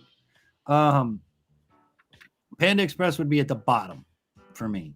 For me, what makes the place is just like if you go to a Jamaican restaurant or a Caribbean restaurant or even a Spanish restaurant. All you need to do is order the rice. That's it. In a Chinese place, order pork fried rice. If it sucks, don't ever go back again. Same thing for Jamaican, same thing for Spanish places. Just order rice and beans. If it sucks, don't eat there. Because if you can't make a staple of your country, then damn it, the rest of the food's gonna suck. I'm sorry to say that. And I'm very picky on, because a lot of times there's a spot in town we go to Publix. Whenever we go to Publix, or I have to go to UPS store. Right next door to UPS store is the Chinese place. I forget the name of it. But this Chinese lady knows me so well. The only thing I order is a large pork fried rice. That's it. That's my lunch dinner for there. There's another Chinese or whatever place it is back over this way. And I like when they go there better, but it's all they get really is teriyaki chicken and rice, but you get a big pile of that stuff. Yeah. It's almost 2 meals. That's what I love about that stuff. Stuff. Y'all ever notice? Well, Coyote, you have a Oriental wife. That would be the right way to put it. So, my question to you, okay, is if I've always had a problem where I could go to Chinese restaurant, Oriental or Chinese restaurant, sit down and eat a 3-course huge ass meal, and then 30, 40 minutes later, I'm hungry again. Does that work when your wife cooks for you, or is that only when Chinese restaurants are involved? Because I'm really If I go to we go to we have a Chinese buffet down here, or we used to. I don't know if it's there anymore, but we used to go there every once in a while, and I could eat and be full for the day. But if I go to the sushi bar, I ain't getting full. My wife and 2 daughters went to the sushi bar. They spent about $25, $30. A week later, my wife, one of my daughters, and me, so the same amount of people, 3 people, go to the sushi bar. Well, when we got the bill was almost $100. Yeah, that stuff's crazy, dude. I don't like sushi. And I still had to stop at a Burger King or somewhere to get a sandwich or something because I was still hungry by the time I was getting home. For me, I don't care where it is. Like even like when I go get my Chinese rice. And the thing I love about the place I go to, right? Like I said, I walk in the door and the lady ain't but like yay high over the counter. Little tiny Asian thing come in and the first words, "Hello, sir, you want your Chinese rice?" I'm like, "Yes, ma'am. I love you so much. Thank you for remembering me." It brings a smile to my face that this woman remembers not only me, but what I order. Because that takes a minute to do that in today's world. Well, when I was in Japan, there was a place that we would always go, especially on really cold nights, and get a ramen, but it was a bigger noodle ramen. Okay. And it would fill you up for sure. See, ramen to me has always been what you see in the grocery store. That's always been ramen to me. And nowadays, like I kind of laugh when they say, "Oh, I went to a restaurant, I ordered ramen." I'm like, "You ordered an 88-cent bag of noodles?" Like, no, I'm talking a bowl of ramen is about like this. Well, yeah, no, that's what I'm learning. You got to understand, Coyote, it's not like what it's obviously boys and girls at home, not the ramen in the store. Okay? Yeah. There's not a bag of ramen noodle, shrimp flavor, hot, spicy flavor. No, that's noodle, but then you get stuff with it. Disappear back down to the chat. You get ramen noodles, you get chicken or beef or pork or whatever you want, and then you can get like different little veggies and stuff in it, and you get eggplants and you get freaking the American version, Coyote, tofu. You know damn good as well as I do because you're American. That is the damn bags. See, we didn't even have growing up. It wasn't even the cup of soup. Like that was a specialty. The cup of soup. I have a carton of those in the camper, and that's what I eat when I'm out in the woods. But it is, bro. Is that what? Why are you laughing at me? It's a damn 88-cent bag of noodles that you pay $25 a bowl for, and you're gonna laugh at me. Okay, but it is completely different than that. Yeah, because you get shrimp flavor, you get shrimp with your food. You know what I'm saying? I get it. Especially the places in Japan, they hand make the noodles all day long.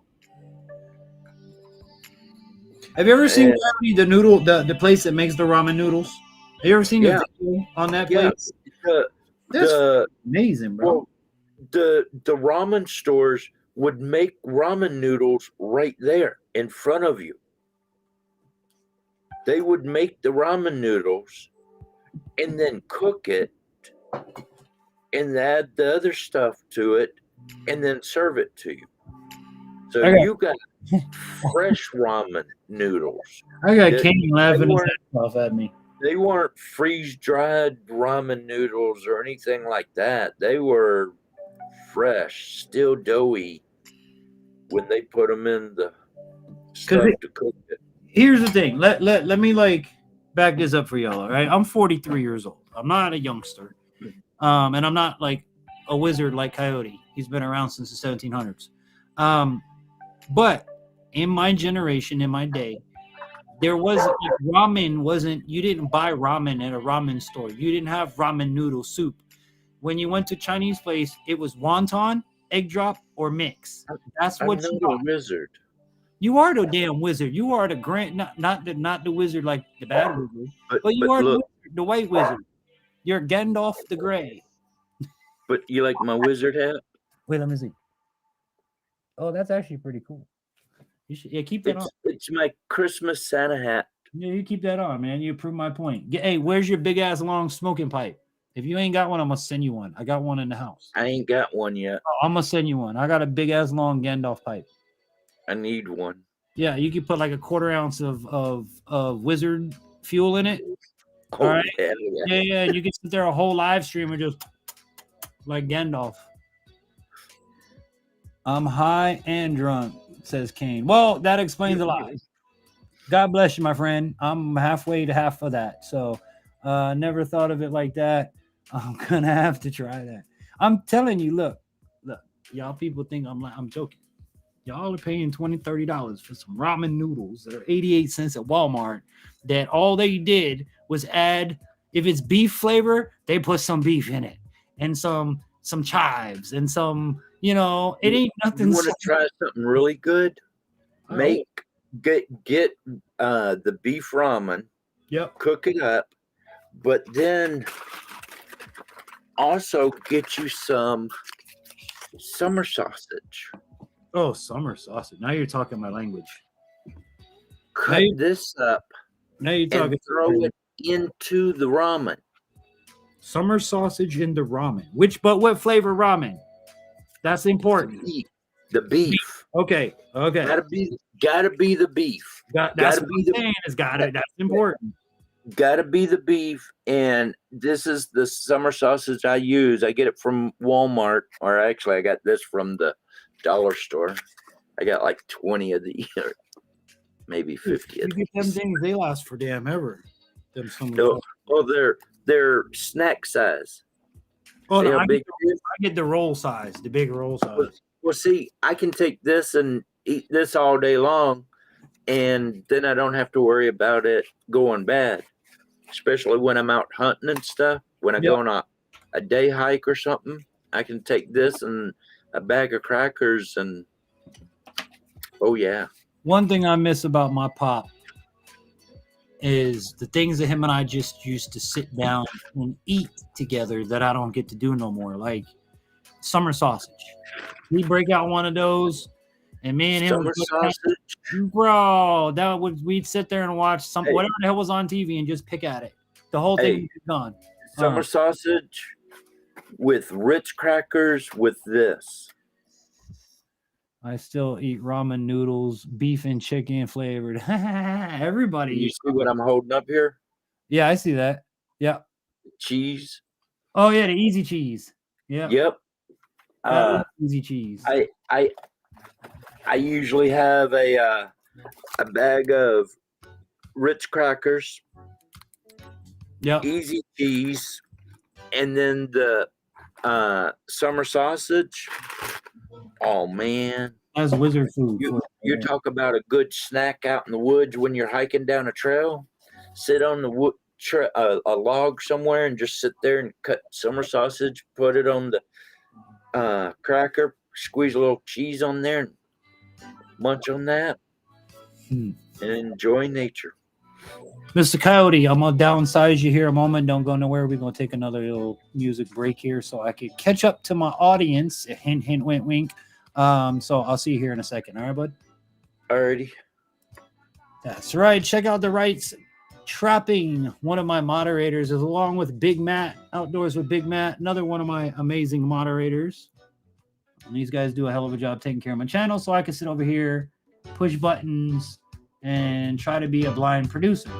But I tell you what, I think I do pretty damn good for a blind guy, running cameras, running a mixing board, running OBS Studio, running a chat. So with that said, everybody, let's go over here and we gonna start off with a music break. Here it is, Infantry Outdoors. This is This Week Outdoors. We're so glad to have you with us. Hope you're having an amazing day. Be sure to give us a thumbs up on that video. Well, you know what? Just go ahead and do this right here.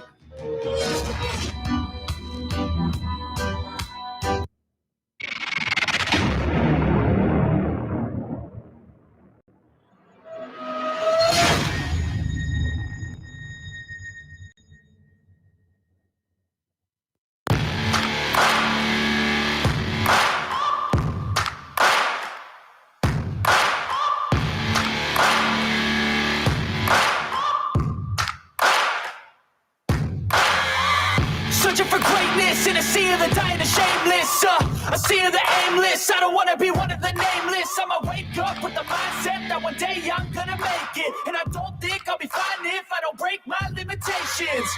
Don't try to stop me, I exist to write my own story. I'll make a decision if I want some peace or if I want the glory. Yeah, don't want a life that is complacent or possibly boring. Just want a life that is worth every day exploring. My whole life I just wanted someone who would notice me. My whole life I just wanted to be somebody to be. Yeah, I just wanna be great. Yeah, I just wanna be great. Yeah, I just wanna be great. Yeah, I just wanna be great. Yeah, I just wanna be great. Yeah, I just wanna be great.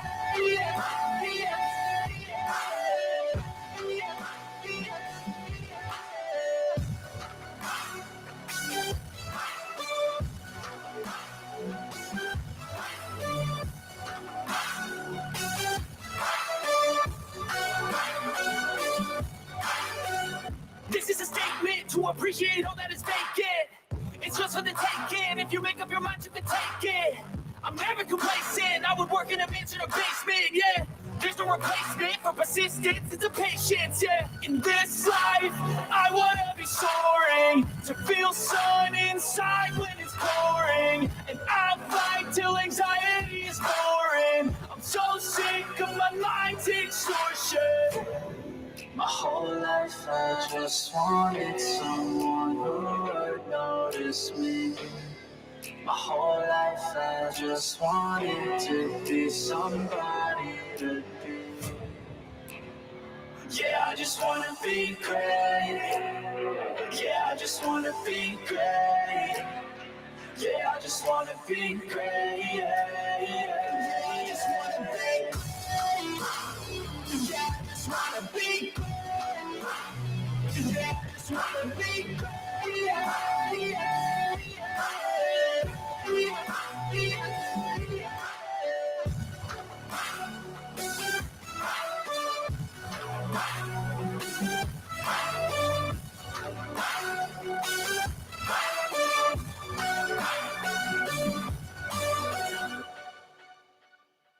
That's right. That one, FX right there, the big one.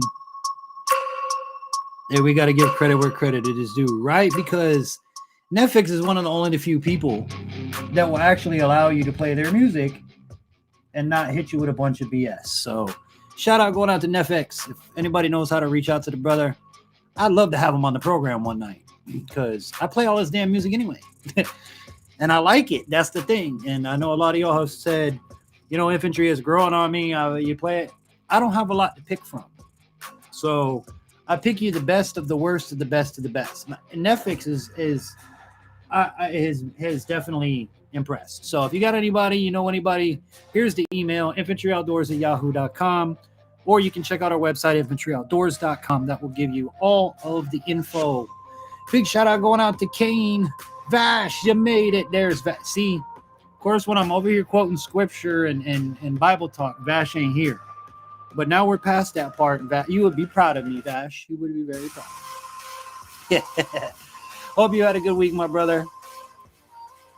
Yep, smash that thumbs up button. If you're new and you're not subscribed, be sure to subscribe because we got a lot more in store on Infantry Outdoors. With that said, thumbs up over to my guest, the Coyote. Make sure we're good to go. All right, bring him back on up. What's up, Coyote? Bye. So we got Vash in the building. Let me put the chat up here so everybody can be part of the show. How you doing, Vash? And I'm going to say it to the moderators yet again because I want to call y'all out as much as I can. If you don't get me your commercials, I can't advertise you on Friday nights. Get me your commercials, moderators. Motivational Doc. What's up, my friend? Good to see you. Good to see you. Good to see you. This is the guy right here. If y'all don't know Motivational Doc, Dr. Mandel is my man, and he is the reason I have a YouTube channel. He's the reason that I started this journey. No, I will be pleased. Pride is a sin. There you go. You would have been happy with me, Vash, because I was saying some good stuff. Oh, my son started bowling with the new school. We're putting him in the Christian Academy. He got his, you guys will be pleased to hear, we got his scholarship for the Christian Academy. So Brandon's got his scholarship. We're now waiting for Logan's scholarship to come in.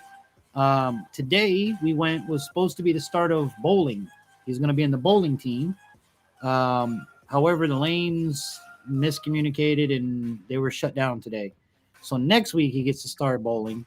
And the organization that we're bowling with is through the Special Olympics, which I'm excited because I have wanted to work with the Special Olympics for years. And I just have not had the way, to get in and to be part of it. Now I do. So on top of changing laws, which I don't know if y'all heard that, I'm working on changing a law in Florida. Get this, Coyote. I don't know if I told you. In the state of Florida, we have it's the crossbow for the disabled permit. Mm-hmm. Okay? We have that here too. Okay. Now, I want you to understand, everybody in the chat, remember what infantry just said. Crossbow for the disabled permit. Okay. Coyote's been on me about a year that I need to get mine. So I reached out. Hey, guys, I want to get my crossbow permit. Okay, here's the form. Or here's what you have to fill out and get back to me. They send me the paper, and you have to go to a doctor. Now, this is the only qualification to get this permit. You have to go to a doctor, and you cannot physically be able to draw a bow greater than 45 pounds. And that's why I got one. But that is wrong, sir. Let's go back to what I started with you. What is the name of it? Crossbow for the disabled. Yep. Okay. The issue and the discriminatory fact that I brought to the Florida Fish and Wildlife Commission, and if yours is the same way, then maybe it needs to be nationwide that I need to address this. That is discriminatory because you put the word disabled. There are more people with more disabilities, like myself, that need the permit because I can draw a bow 45 pounds. But with today's current technology, you cannot put a scope on a bow. I could jerry rig something. However, I don't need to go those lengths to do that. And I shouldn't have to. There's no product that puts a scope on a bow. Therefore, your disabled permit should take care of me needing it for the optics. And by optics, like I addressed my officer, is your quote unquote ethical shot that I have to be able to take that I cannot take without optics.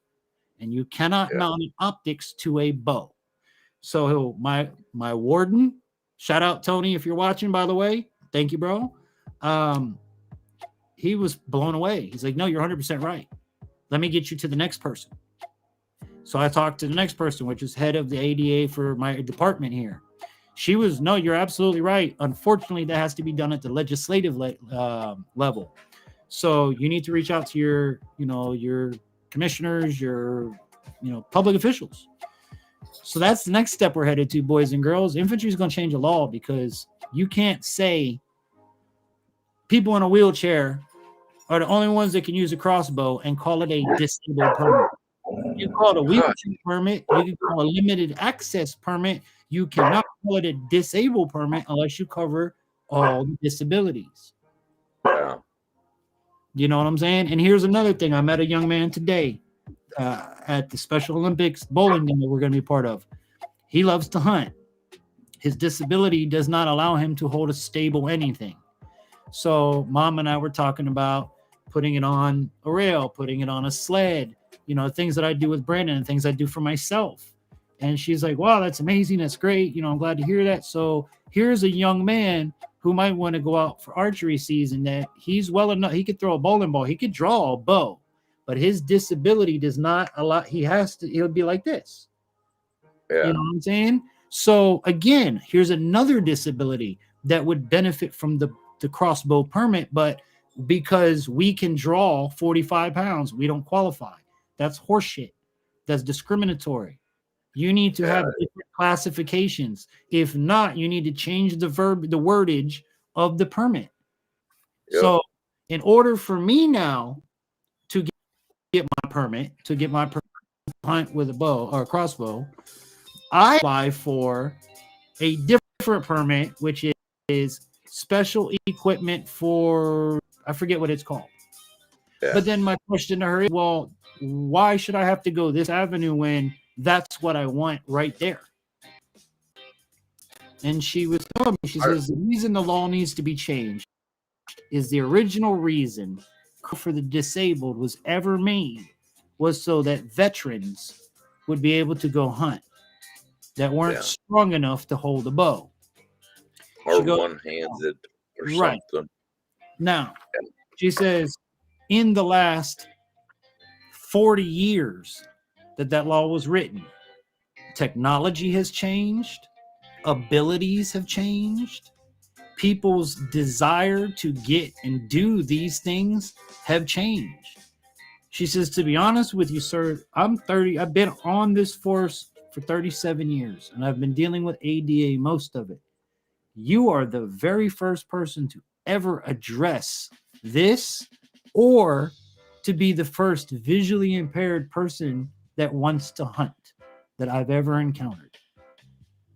And I said, yeah, I'm not your average blind guy. Which is true. I'm not.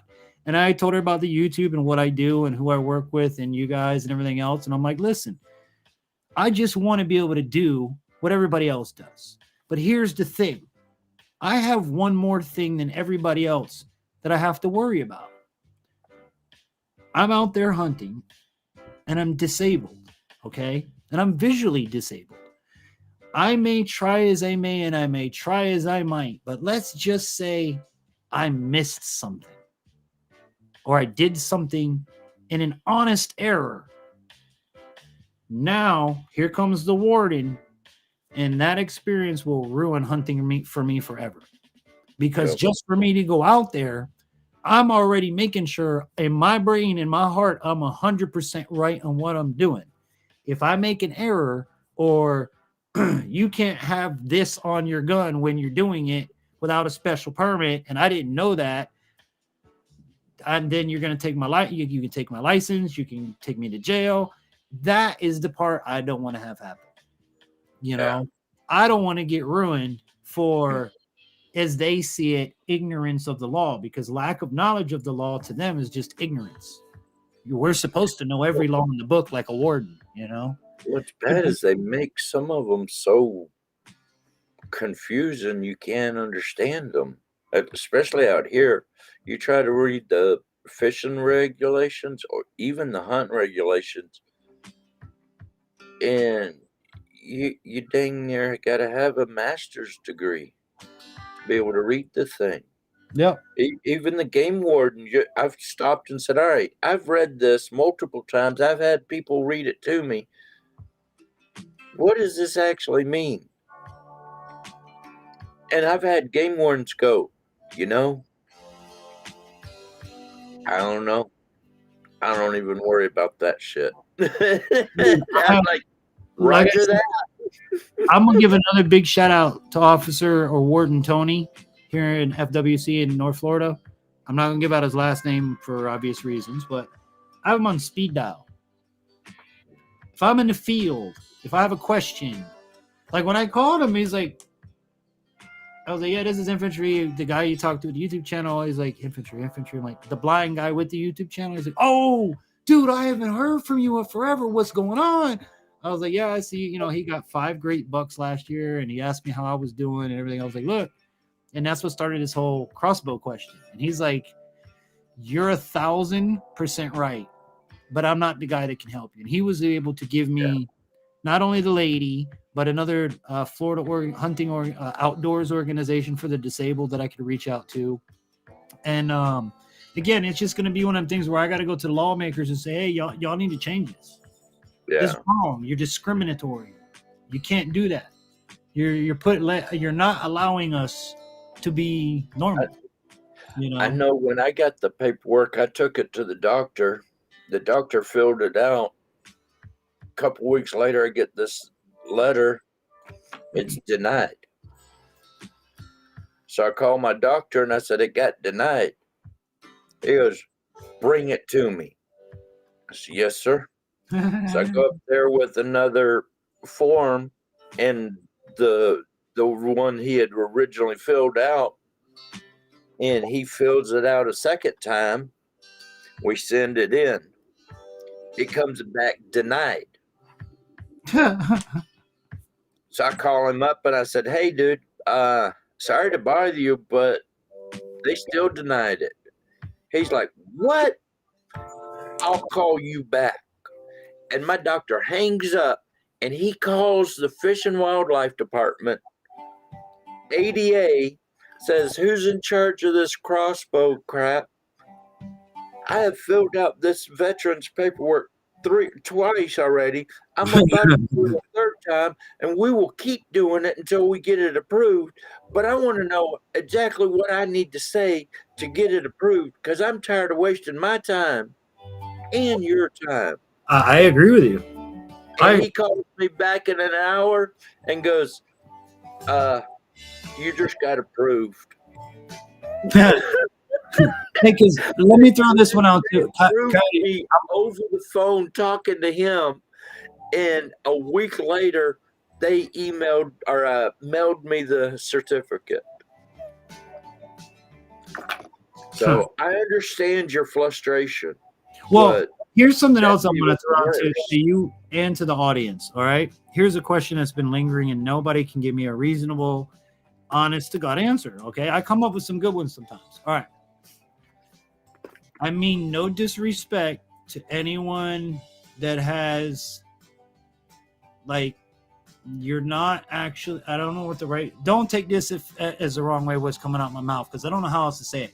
If you're not handicapped like I'm handicapped, if your disability is not like I don't mean real disability, but a real, you know, when I say real disability, a real handicap, and you're permanently disabled. Listen to what I'm saying to you people. I am permanently disabled. That means it's never going to change. Why the hell every 2 years do I have to prove to you that I'm still permanently disabled? Please tell me why. It makes no sense. None. Zero. Nada. I'm never going to be fixed ever in my life. The guy in the wheelchair who ain't got no legs, never going to be fixed a day in his life. So why every 2 years do we have to go to the stupid DMV for the placard? I got to, excuse me. I got to go every 2 years to FWC. I have to give them my Social Security benefit in order to get my hunting and fishing license. Actually, I just looked. I got to go do my placard this year. I got to do mine too. Mine comes up next month for my 2 years of hunting and fishing. But you can't, in my state, do it until 30 days prior. So I'm waiting for the 15th. Then I'm gonna go to the tax collector with my sheet of paper, my benefits letter, give me my 2-year thing again. You know.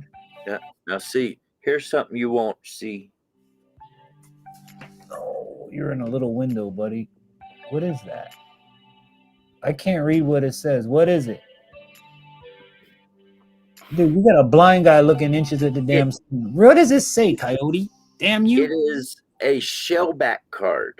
It Shellback. proves that I went across the equator and That's pretty cool. went through the initiation. And, Oh, you're in a cult. See, I knew you. See, you're the wizard of a cult. We know. Go ahead, I'm an almighty shellback. Yeah, I'm not a pollywog. Yeah. They suspect you might get camera implants. I get camera implant. Hey, listen, I came up with this a long time ago. All right. I want you to think of something. Here is a cell phone. Okay. Here's how thin this cell phone is. All right, hold on. There you go. Here's how thin it is. Okay. Why can't we have curved TVs? Why can't we make like a pair of Oakleys, like a bigger than Vipers that they have right now? And instead of glass, you have the screen. Okay. Now you can either set it up one of two ways. You can have one camera in the front, you know, capturing whatever, because on these phones, you could zoom in and zoom out and focus and all this shit by touching it. Well, you could have a little thing in your hand, zoom in, zoom out, and this, that, and the other.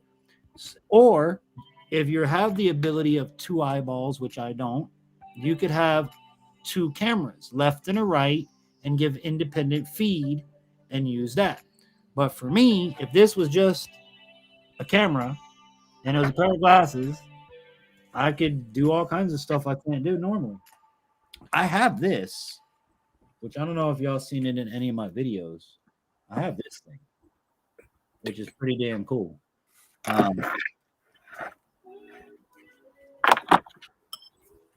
take it like this.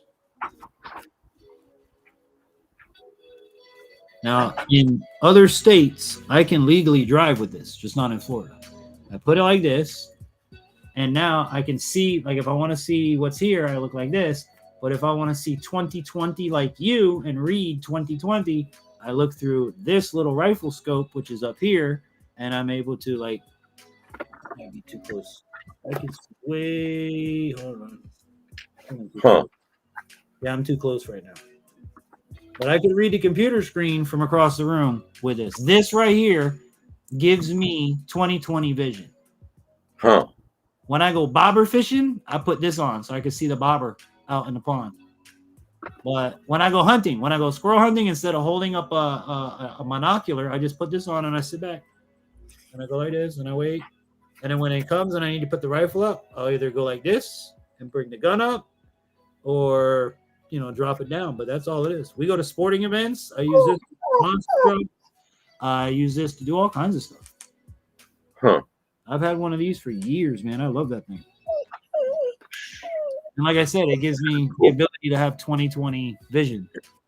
That's cool. Yeah. All kinds of toys I come up with. You know. And that's the thing about this channel. I want y'all to be able to find the same toys too. So if anybody wants to know about that device, reach out to me, you know. We found a company I want to reach out to. I don't remember the name of it, but it's like a all-terrain e-bike type thing. 4-wheel drive, all this cool. Like, it's really cool. And they advertise it for quadriplegics, paraplegics, spinal injury patients, all kinds of stuff. But it's like just a badass ATV bike, 4-wheel bicycle. There's one called the Coyote. I think that might be it. Yeah, it's pretty neat. And I sent you the link to that a while back. That thing is cool. Yeah, my wife is like, you got to reach out to me.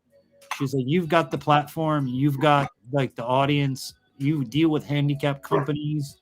Like, it would be stupid for them not to say yes. You know. At least that's what we always think. However, the person on the other side, on the receiving end, they don't always see it that way. Otherwise, we If would I be lived on the other side of the mountains, I could see it would be really good for me. But this side of the mountains, when they cut the trees, they leave too much garbage stuff on the ground, and it's hard enough just to walk through the forest out here, especially on this side of the mountain. On the phone here because I just realized it's 11 o'clock, which means the missus is going to be getting off of work here shortly. Within the next 10 minutes, I'll be getting a phone call. I'm on the way home. Well, you know, in today's day and world, I'm still one of them old school, like my parents did to me. I don't give a damn what happens. You call me when you get there. First thing, you call me when you get there. I made it. Before you walk out that door, you pick up that damn phone and you call me. I'm on the way home. Okay. Because if you're asking here in a certain allotted time, I'm gonna start calling the police department to come find you. You know, in today's day and world, you can't play like that.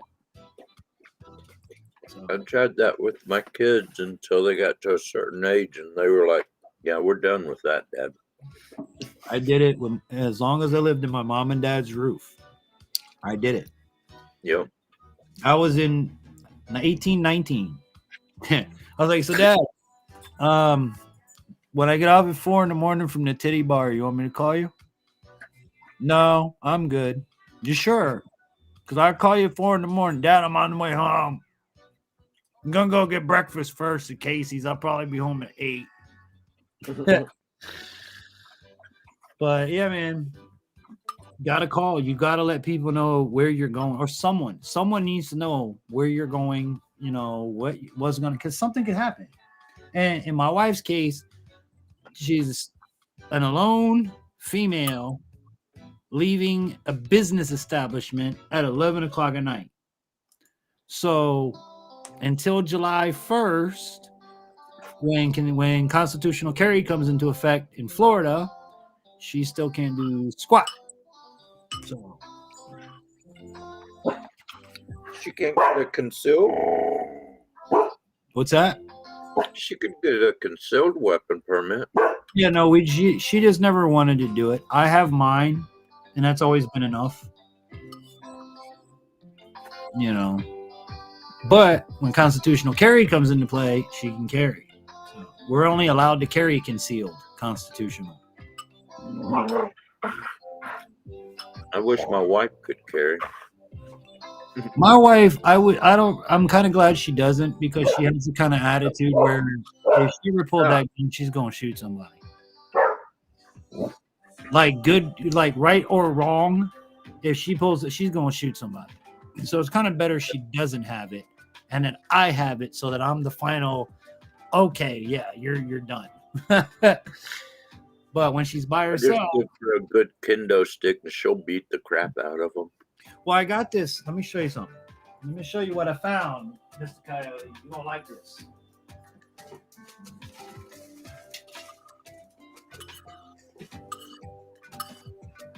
I keep this on my dog walking belt. Like when I take Mika out in public, I have my treat pouch with the toy. You know, you have the pouch. You got dogs. You know what I'm saying. All right. Well, I got a drop down leg pouch for the dog. Well, on top of the treats and all that stuff, I obviously on this side have my pew. The judge lives on the right side. Okay, that's where the judge lives. But if you're a dog owner like me, I really don't want to shoot nobody's dog. I just don't have it. I mean, there's the right time and the right place. But if we're out in public and stupid stuff happens, I don't want to shoot your dog. So they had this on sale, Coyote. It was $49.95. I got it for $16. This is a big giant can of bear mace. Mm-hmm. I got 2 of those. This is my second one. This is number 2. I bought 2 of them at $16 a piece at your local Walmart. Now, thing about bear mace is you don't even get ID'd to buy it. And the reason you don't get ID'd to buy it is because it's not self-defense spray. Okay, the minute you put self-defense into it, you're going to be ID'd and then laws apply. This is not a concealed weapon because it is not self-defense spray. This is bear spray. They don't ID you out here for pepper spray. You get ID'd for pepper spray here in Florida. No, in Florida. Here in Florida, if you're buying self-defense spray, pepper spray, you're getting ID'd. This you're not. But anyway, back to what I was saying. This is also a hell of a lot stronger than the shit you can buy for personal defense. So, serves multi-purpose. Just don't spray a person with that. Oh yeah, no, that's the purpose of it. I'm gonna absolutely spray a person whether they get my way. That's a felony. Well, it's better that than get shot. Some guy just got charged like a year ago or something for spraying a dude with pepper spray because the guy went blind, and pepper spray is for, or the bear spray is for animals and stuff, and you can basically kill a person with the bear spray. Yeah, well, it's that or the judge. Just go for the judge. But either way, if I pull that out and I spray you, I guarantee you no fucking jury in the world, pardon my language, is going to dispute you didn't get what you deserved, and you're lucky you got that. That's what I'm going to say about that one. Because infantry ain't the kind of dude where I'm trigger happy in any way, shape, or form. I have carried, I'm 43. I got my permit on my right after turning 21. So I've been carrying for over 20 years. I have never once drawn my firearm, ever. I have not put myself in a situation where I need to. If you do good enough situational awareness, your ass will never have to, hopefully, be put in that situation. And that's always me. Well, that's why I said there's always room for error. There's always room for idiots, you know. But on the average, I was sitting in a parking lot and some dude was beating a lady with a cane, and I put a stop to it. Well, you know, some places don't like me shitting in the woods, but I'm going to do it anyway. Because I want you to think about the circumstances involving what, let's just say, coyote attacks me. Okay? Now, I want you to understand the circumstances. He's attacking a blind person. First of all, that right there stops anything before what I just said. I could have called him a flaming homo-loving, whatever. None of that matters. You attacked a blind man. And in the process of being attacked by said blind man, he sprayed you with bear spray. I don't think I'm going to get anything for that. Honest to God, I don't. I just don't see it happening. But again, I'm the person where I would be the guy back when they had that, before it was Stand Your Ground. What was it called? Castle law? No. That protects you in your house. Now we have Stand Your Ground law where I don't have to do shit. I could just drop you where you stand and it's okay. Before, when I got my license, the very last thing I could do was draw my gun and look after that, shoot you. You would literally, legally have to back me in a corner and I would have no ability to run away before I could draw and legally shoot you. That was what it was 20 years ago. Now, dude, all you got to do is threaten my life, my family's life, my dog's life, and I'll put you down on the ground. And legally, I can do that because Stand Your Ground. But originally, you had to be like cowardly in a corner before you could draw your gun. And I'm that guy. I don't want to shoot and kill nobody. Even if you're attacking me, I don't want to. I don't want to. I will. I don't want to. You get what I'm saying, Coyote. You're a military man. I'm sure you didn't want to do any of the stuff, but you did what you had to do. That's all I'm saying. I'm going home to my family every night. Exactly. I don't want to hurt you or kill you, but once you get me to that point, you will see a side of me you've never seen before. That's duty to retreat. You know. Bash had Exactly. it. Right? Well, no, yeah, that's what it was. Duty to retreat. That's what it was. It was so stupid. But 20 years ago, things were different. I'm glad now. I mean, I'm glad to see stand your ground, but then I'm not glad when you see the assholes out there that ruin it because they misinterpret stand your ground. Stand your ground doesn't mean you called me an asshole and I pulled my gun on you. Or you pinch my wife's booty in a nightclub. I pull my gun on you. That's not stand your ground. Stand your ground means to stand your ground with whatever force is equivalent to the force you're receiving in which to stand your ground. So if a man puts up his fist and he wants to knock you into tomorrow, which nobody seems to do anymore, you cannot pull your gun. You have to meet him with force. You pull your gun, you're a coward.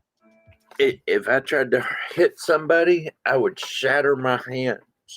So somebody toes up to me, they're going to get a mag. And that's the problem with today's society and today's world, Coyote, because you're older than me, is they're afraid of an ass whipping. People today don't get an ass whipping no more. You run your mouth and you shoot off at the mouth and nobody gets a tooth knocked out. Some of these little babies, you give them a good ass whooping and teach them something, and then they just go home and cry and start all this other. Bro, it's disgusting. It's disgusting. Look, I'm a blind person. Okay, I'm handicapped my entire life. I have been in 6 schoolyard fights, 5 of which I lost. Out of 6, you, as a man, you need an ass whooping. You need a fight. You need that to be a real man. Because I don't know how many fights I got in when I was in school. Hey, let me tell you, and I didn't win any of them. 6 for a handicapped person, pretty damn good. But I tell you what, my sister found out one day I was fighting a kid, and then his brother jumps in. Well, as soon as that brother jumped in, cheerleaders came out of nowhere and started beating these kids' asses, and I was like, "Holy crap!" Did you say? Wait, stop! Did you say cheerleaders came out of nowhere? And yes, sir. I did. Is this a movie you're talking about? No, my sister was head cheerleader, and they were over practicing, and they saw the fight start, and somebody came over to see what was going on, and they saw me. They yelled back to my sister, and the whole squad came over there, and my big sister said, "Hey, y'all stop that. The only body kicking my butt is her." And she took both of those little boys by the scruff of their necks and dragged their faces across the chain link fence. It was funny. But I held my own for a good little bit until the elder brother got there, and when the older brother got there, then it was 2 against 1. And I still can't believe you said cheerleaders came out of nowhere and beat somebody. Oh, dude, like, it was like a movie. 15 cheerleaders. That's like, holy crap. Dude, that's either the start of a good movie or the start of a porn movie. I don't know which all one. I saw was legs and pom-poms. Would you all shut up? All I seen is legs and pom poms too, but it was a different movie we talking about. No, it was my sister. She was kicking Hell did I do it? Oh. those boys' butt. It was funny. Yeah.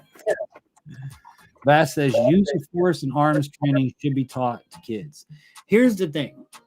I sat before my kids' school policeman, and I straight up told them, look, y'all need to let these kids just go meet by the bike rack, get it over with. So tomorrow they can sit down and be best friends and have lunch.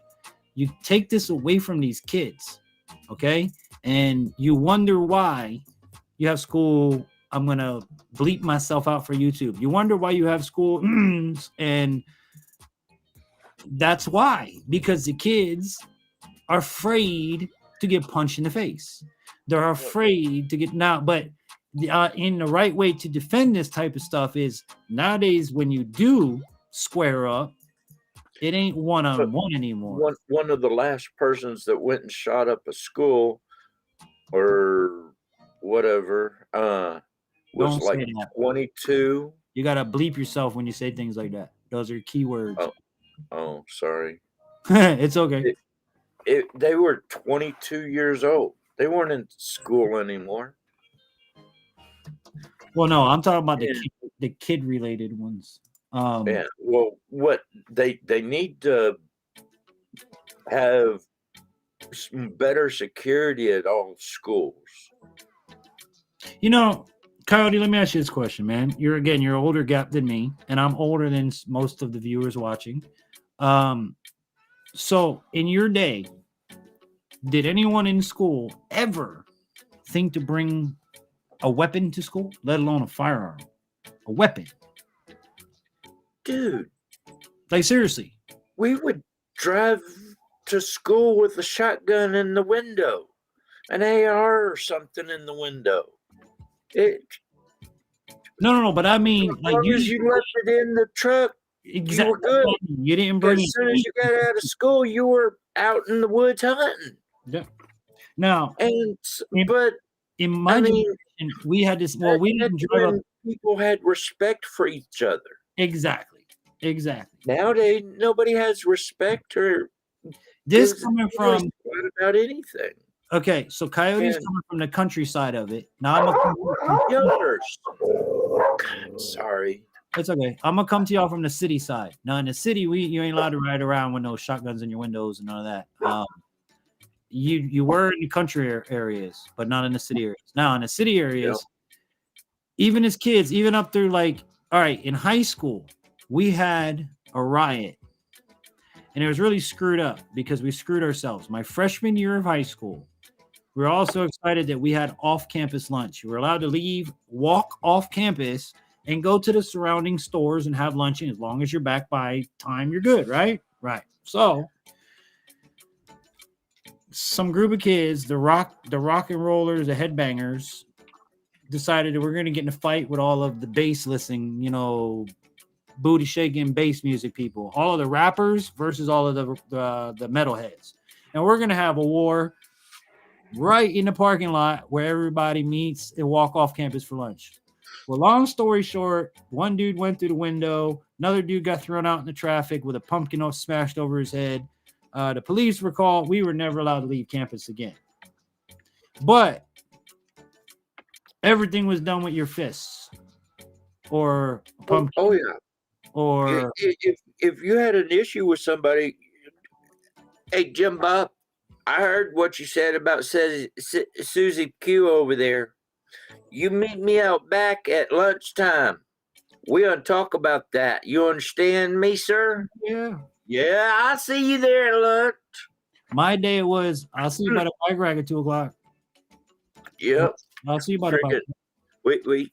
We had a place in the back of school where nobody would ever go. Big wooded area. Friggin'. Oh, us, we didn't care. Like I said, the bike rack, that was like central of everybody dismissing from school. You're going to get your ass beat in front of everybody. Oh, you didn't do it in front of the teachers? Oh, no, we did it in front of the teacher, staff. And no, I saw you with the bike rack at 2 o'clock. Somebody's catching an ass whooping. That's just that. That's just teachers that have you standing in a hallway half a day like this holding a barrel of water in each hand. Imagine that, infantry, sitting there with your arms out like this. Oh yeah, no, we're past that. My generation's past that. Oh wait. And what's bad is sometimes they just hand you an erase, like a board eraser. Yeah. Hold that. I'll be back. Yeah. And you know how heavy those freaking erasers get? Have you ever seen the movie The Punisher? Yeah. At the end of The Punisher, this is a such and such mine. It weighs 2.6 pounds. But yeah. Outstretched hand. How long can you hold it up for? And he's like, I think it was called calisthenics or calinetics or something like that. And he's like, it's a hell of a workout. And when you said that, I'm just thinking about that. Buddy holding the landmine tied to the string, and he's got his arm out, and then toward the movie, all you hear is boom. Hold it up. Well, in Japan, the wife said that's how the teachers would always punish them too. And but for the Catholic school people, either that, or you go see if you had to go see the principal. Oh Lord, you did not want to go see the principal because he had a chair that you would kind of lean over and grab the handrails of that chair, and he'd take his little freaking board that was about that long and had like 20 holes in it. This board was about that long, had holes all in it, had a nice double handle on it. Man, he'd take that thing and just pop. Oh yeah, buddy. Coyote, I'm gonna take a quick music break because the wifey just walked in and I gotta hear something that she had to say. So we'll be back here in just a moment, sir. Don't go nowhere. All right. All right. So guys, hope you guys are enjoying the evening. Hope you're having fun with us. Welcome to This Week Outdoors. As always, if you're coming in, give us a thumbs up. And of course, what did you do this week outdoors? Vash, what did you do this week outdoors? I know you said you went to a party tonight, but what did you do this week outdoors? We're going to come forward after this, take a quick little music break, have some fun, and I'll see you right after this.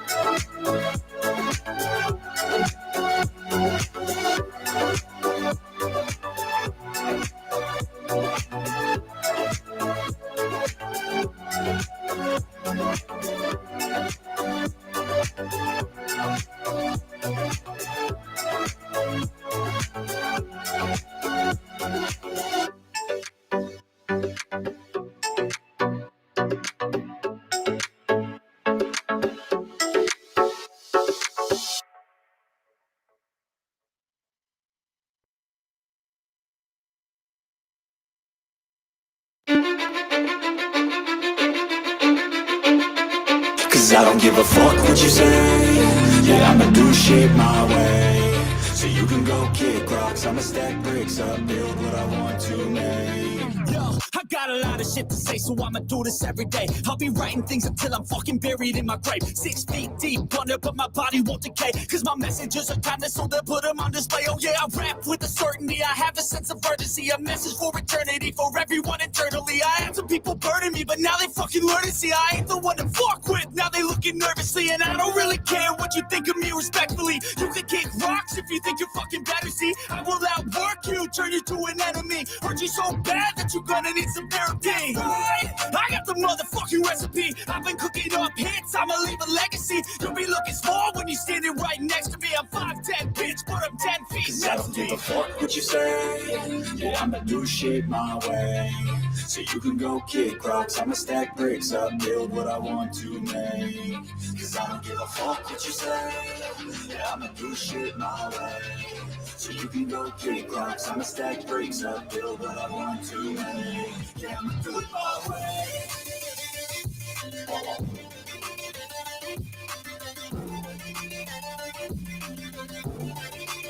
Yeah, I'ma do it my way.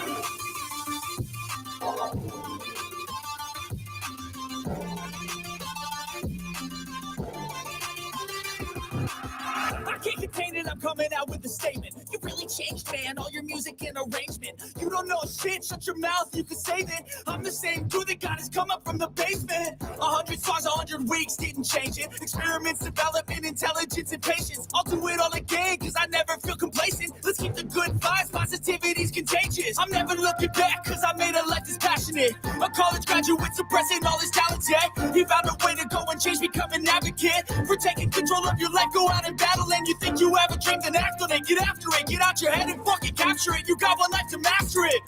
Don't give up on your future. We all start losers. We're all late bloomers, gotta shovel through the sewer. What you say?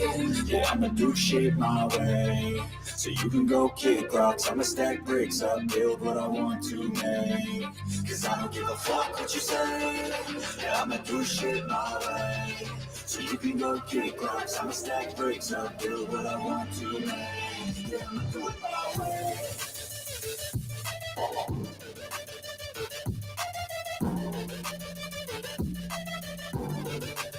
Yeah, I'ma do it my way. Yes, sir. That's Nevex. My way. Because I'm going to do it my way no matter what. Don't forget to hit that subscribe button. Ring that bell. Hit it to all notifications so you're notified every time we put out a video, live stream, or anything of the above. Yep, it's This Week Outdoors on the Infantry. Hoping you guys are having a good one. Hoping that your weekend is just as good as your week was. Coyote got a raccoon, a squirrel, and nothing in any other traps. But we got Coyote live with us, so once I get a thumbs up, I'll bring him back up here. Bring the chat back up here. Ooh. Vash has been busy though. Vash said, brother, I had an outdoor wedding. Birthday party I was just at was outdoors too. Went rollerblading on some trails during the Memorial Day weekend, which, by the way, I hope you guys had a good Memorial Day weekend. Thank you to all of those who have served and protected this wonderful country that we live in. And remember, you got to keep protecting the country. Even though you're not serving, you're still serving. If you're an American, you're serving in the war on us. So make sure you protect it. But yeah. So comments, questions, or concerns, advertising, anything like that, there's the email, infantryoutdoors@yahoo.com. Don't forget, we do this every Friday night from 9 p.m. until whenever I feel like stopping. All right, I see you. He's back up and on. What else? Don't forget to subscribe, guys. Become part of the infantry. Ring the bell. It's free to do. Doesn't cost you anything. And of course, if you'd like to help out the program, paypal.me/Infantry Outdoors. It's all linked down in the description box below. Of course, you can give us a super chat, super thanks, or anything like that. And we do thank and recognize all donations, sponsors, advertisers, and all that good sort of stuff. So last but not least, check out the email, the website. See, I'm getting tired. infantryoutdoors.com. You'll be able to see everything: photo galleries, recommended products, sponsors, advertisers, and so much more. But as for me, I'm the infantry. So bringing it back up with me, yo, Coyote, what's going on? Hey, y'all caught me. We caught you in the Coyote den. Me and Yodes were loving on each other. Oh. Say hi, everybody. We were doing nothing wrong. Nothing at all, really. You should see what I gotta get a video and send it to you. What Mika does to my wife every time that we, like, if we're laying in the bed watching YouTube videos, and I'll be here and she'll be here.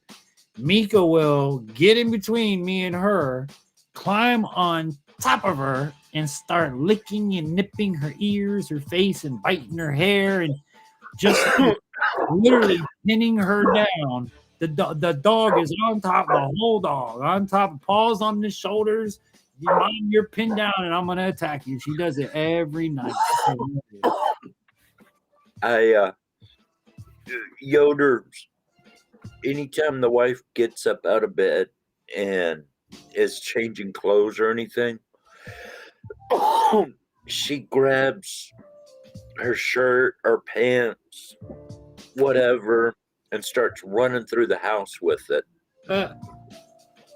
and I'll be laying in bed in the morning time going, "Go Yoders, go Yoders." But at nighttime, when we come in to go to bed, the wife is usually already in bed, and the dog's, "Yodi, it's just a freaking red robin." Oh my gosh, the birds are landing in the front yard, and it's driving her nuts. But That's too when funny. the wife is in bed, Yodi will come here, Yoders. Hang on, somebody's walking down the road here. Okay. It's the pup life. You ain't got a pup. You don't know about the pup life. Mine is such a pain in the butt that she hears a damn dog. She'll start. I'm surprised she hasn't barked yet. To be honest with you, you're looking at me. I see you. I see you looking at me. Yeah. She gets excited when people walk by. Yeah, I have to yell at Coyote because when your dogs bark, they set off my dog that barks. And it's like, damn it, stop it. It's 11:30 at night in my house and my dog can't bark. The kid's asleep.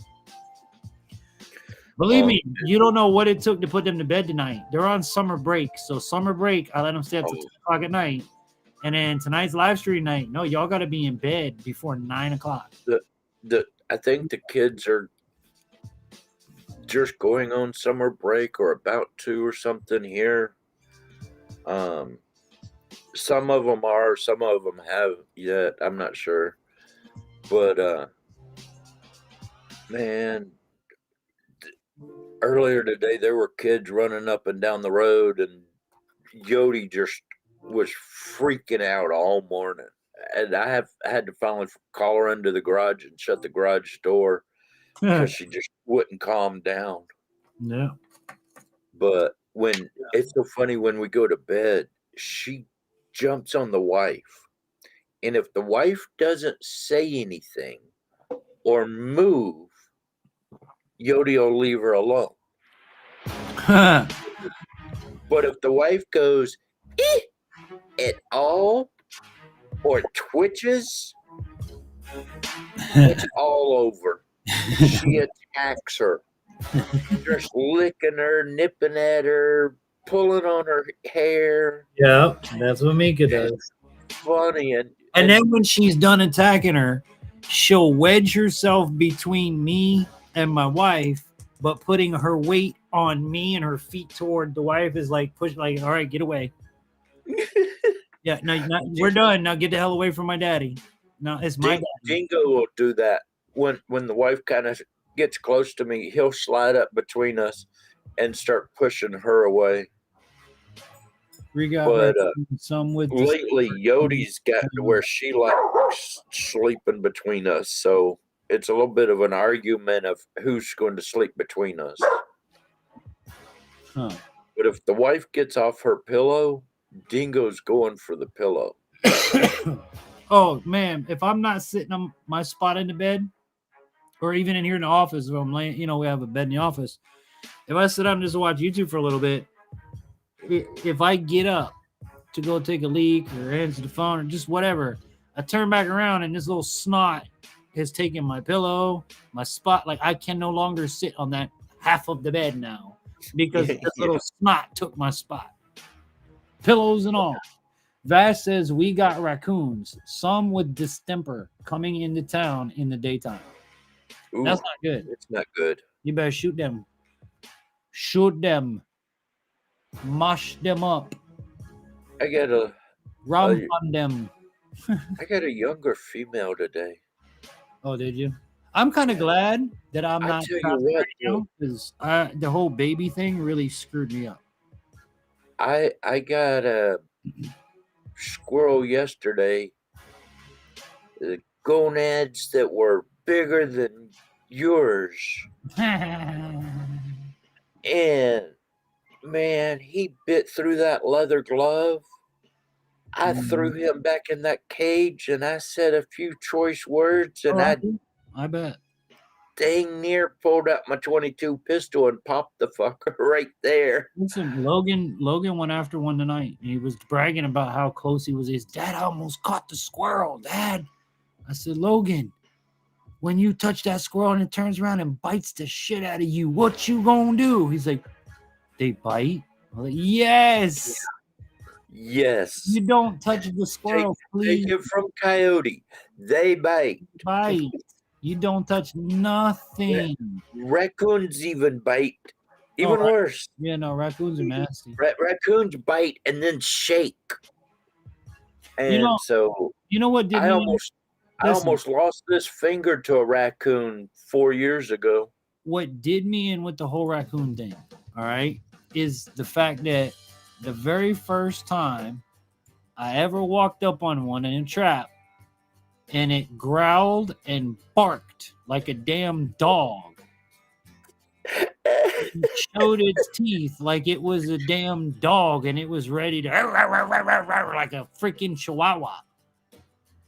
But see, raccoons, listen, the raccoons don't know that when you live in South Florida, the average chihuahua is as big as your ass. And when he does that, I'll kick him across the freaking yard. You ain't gonna bark at me. But again, that the whole realization of raccoons are not what you see on TV. They're not the guy from Guardians of the Galaxy. It opens your eyes. It's like, shit, you're a nasty ass. Because I remember as a kid, distinctly in Boy Scouts, we went to this island that was full up of raccoons. And I was hand feeding them. And they were not tame, but they weren't nasty. They weren't that animal in that cage. Nowhere near that animal in that cage. Had I known that's what they were, I would have stayed home on that camping trip. Damn raccoons will take your dog down.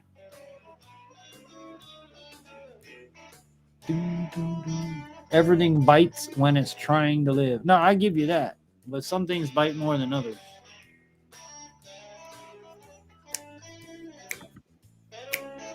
Bum, bum, bum. Did that come up? Yeah, Coyote the right strapping. Yeah. What is that? What am I bringing up? It's a video. Oh, you're gonna play it? Yep. Hold on. You know, we got to do a couple things here. We got to stop that. Yeah, it's good for copyright, right, Cody? There's no music or anything. Okay, hold on. We're gonna bring it up.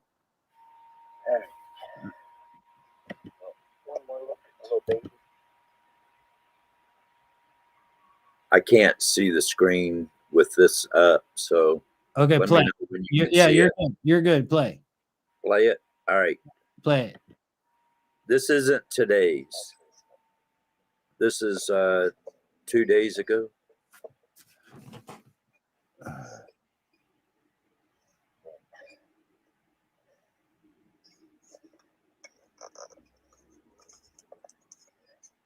See, he's a cutie. No, but wait, we're seeing your window. We're not seeing the video part of it. If you're trying to play a video, it's not playing. Oh, it's not playing? No. I see where you pick your videos. I see your list of videos, not the video you're playing. Okay. Wait a minute. I'm gonna drop that back down until you figure that out. Yeah, I'm sorry. No, I it's thought okay. you could see it. It's okay. I didn't know what I was looking at. Where is it? It's showing me your. Wait a minute. I know what I did wrong. Let me try it again. Yeah, Let me try it again. You shared the wrong window. That's all. Well, I used to feed a wild little one. Then its dad came along, and when he turned, he growled big. Oh, yeah. And I've still never seen one as big as this one to this day. Yeah, no. Listen, man, some of the ones I've been catching, I'm like, holy crap, and then I hear they get bigger than that. So it's like, holy shit, man, these are big ass raccoons. All right, let me look at your backstage screen and Hang on a minute. Don't. I'm not. I'm gonna look at it first. That looks like a video. Yes, because it's moving forwards and back. You're fast forwarding and going forwards and backwards. Yeah. Okay, so that is a video. You tell me when you're ready to put it up there. Okay, I'm ready. All right. It is up there. Play it.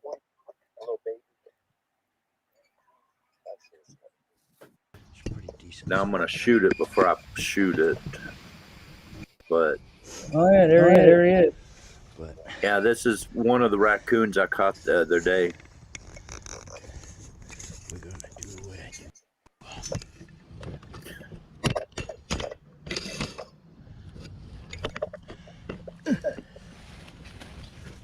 Ricky, I'm trying to set the camera up so you can see him. But I mean, you can see he's not a real big raccoon. He's about a year and a half old. It's good to know. But okay, we're gonna stop it right there Okay. because you don't want to see the dispatch. Yeah, well, we do, but that's just on a different channel. Yeah.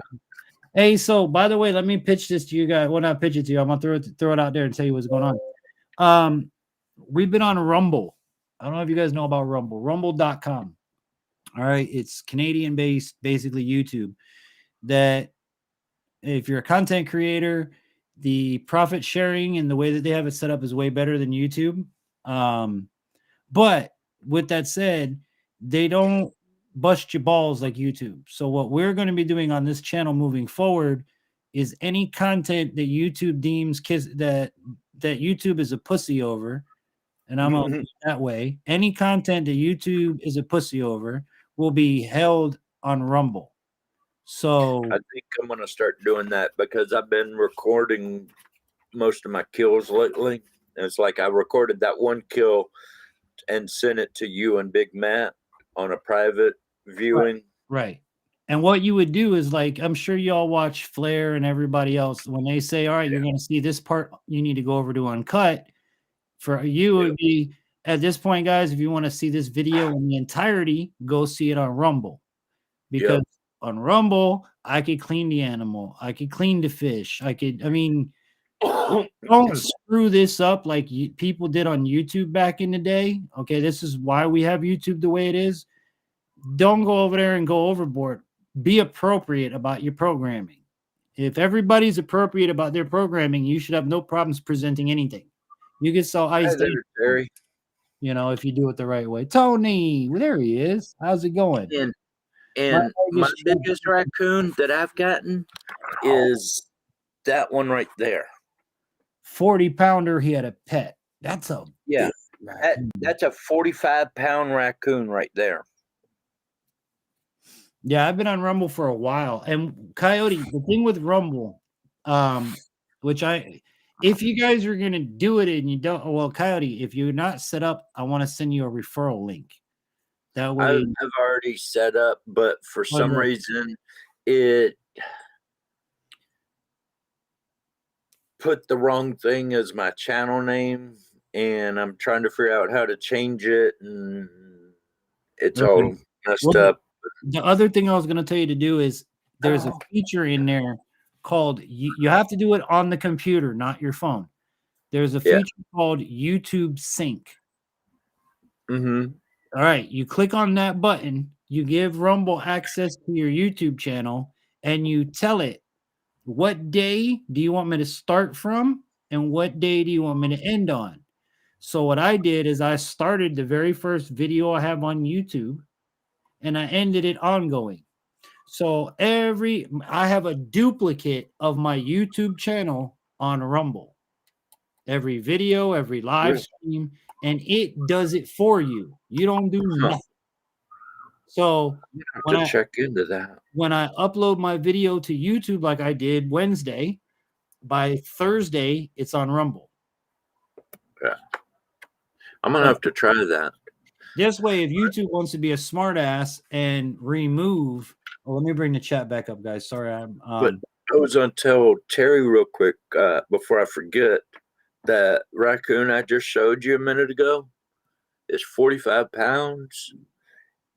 I caught it, but at the time I lived in the apartments, and I didn't have a 22 pistol or anything, and I went and checked my trap, and I had something, but I had left all my stuff at home to dispatch it, so I had to take the thing home with me, and I dispatched it at home, and the apartment manager was like 20 yards from my porch as me and my daughter are over there trying to dispatch this 45-pound raccoon as quietly as possible.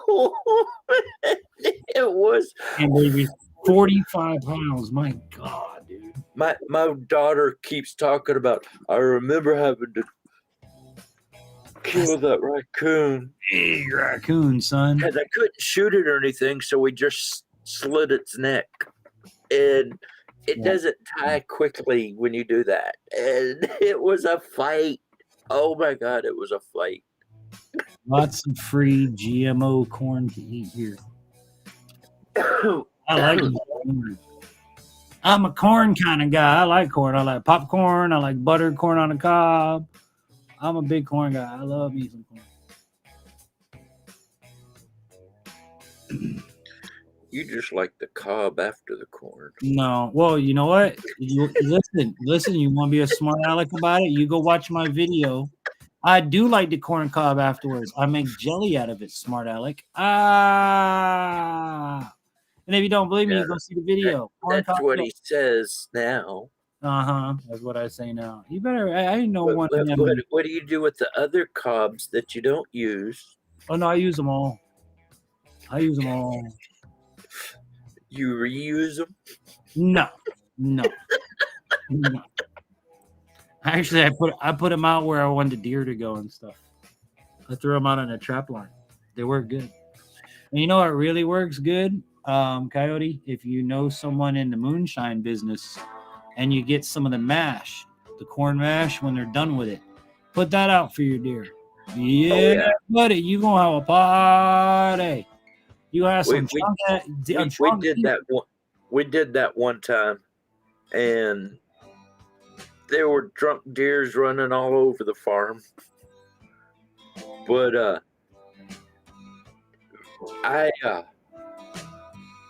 before I went to Texas, I had a bin full of nuts and corn and where I live, they don't hibernate at all, Vash. Seeds and stuff like that for squirrels. Yeah. And I kind of forgot about it until a while back, and I opened it up and I was like, holy camole, we're making moonshine out of nuts. I made it for about 3-4 years. Oh man, there was probably half full of water somehow or another with all this corn and nuts and sunflower seeds and everything else that was all up in there. I dumped it off on the other side of the fence in the retention pond. Yeah. Later that night, I saw a possum over there eating on it. The next morning, he was laying in the middle of the retention pond on his back. Drunk as shit. Like this. Drunk. All four legs up in the air. Drunk. Just laying there. Yeah. And I'm like, oh, crap. I've killed a possum. And so I threw a rock over there and hit him. And he kind of rolled over and looked around.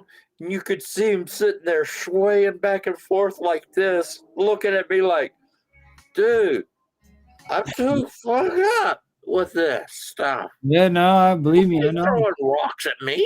Look, dude, when I was making moonshine, it was when I was living in a city, like in Hollywood. Okay, you know, down south Hollywood. There ain't nothing but city. Well, what I would do is I would give my sister, she had a farm, a petting zoo and everything. I'd buy the corn real cheap through the farm store. And then by the time I ran the mash 4 or 5 times, I'd give her the mash. She'd take it out and feed the animals. Well, the first time she did it right before she had to go do a petting zoo job, and she realized that she shouldn't have done that.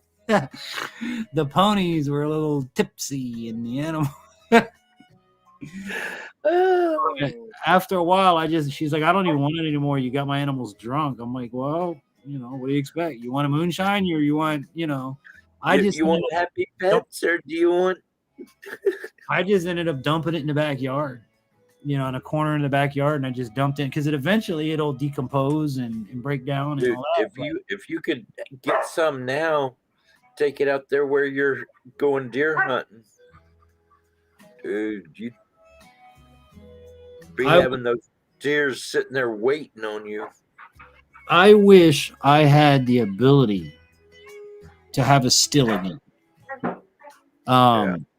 It may be coming up here in the future. I don't want to give too many details, but we've been offered an opportunity I'm going to go look at tomorrow.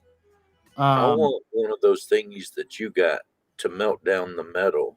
Oh, I did that today, dude. My face, I don't know. Does my face look red? Because this all feels red from where a little bit the respirator was not. But I melted down 2 or 3, maybe 4 radiators. I didn't make a video on it because they're aluminum radiators, and I just did that Wednesday. So I didn't want y'all to watch another aluminum radiator. However, hang on a minute. Hey, y'all quit doing dog porn out in front of the neighbors. Get in here with that. However, I have some radiators. They're older radiators where they're brass and copper. So I'm going to make a video out of that because I have never melted copper yet. I haven't melted brass yet. But yeah, I heard you talking about that earlier, and I was like, I want to see how that turns out. Yeah, because I'm not pulling the damn copper out of the brass. I'm going to leave it in the fins and just melt it because brass is made from copper. It's copper plus zinc equals brass. So everybody, I didn't know that either. I had to do some homework. I was like, what happens if I put brass and copper? And they're like, well, copper's from brass. So we'll just. She's got Dingo pinned to the ground out there now. Yeah. Oh, wait, hold on. Let me get the music. Hold on. Which one was it? Where was it? There you go.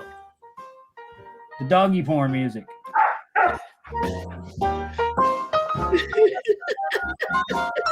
I got it. Now we figured out what to use this music for. Coyote's doggy porn. Oh, now they're going to stop. Oh, we got the music playing for y'all. Dun, dun, dun, dun, dun. Dun, dun. I look out there, and Dingo's on top of her, and then I look out there again, and she's on top of him. And it's like, wait a minute, y'all can't do it that way. Hey, Vash, Vash, you asked me to find some like band music. This is what I came up with, one of them anyway. And it was funny because I played it earlier, and I'm like, what the hell would you use this for? And I'm like, this is like a brothel. This is like old-time porno music. It's old saloon music. Yeah, but it's like the brothel. The old man sitting in the corner playing the piano.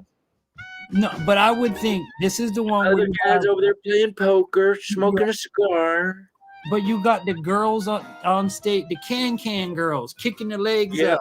Yeah, that's what I'm talking about. When this is playing, you got chicks involved in this music. That's all I'm saying, boys and girls. In Coyote's case, he got dog porn in the front yard for everybody to see. Yep. Yeah. I'm just providing the music.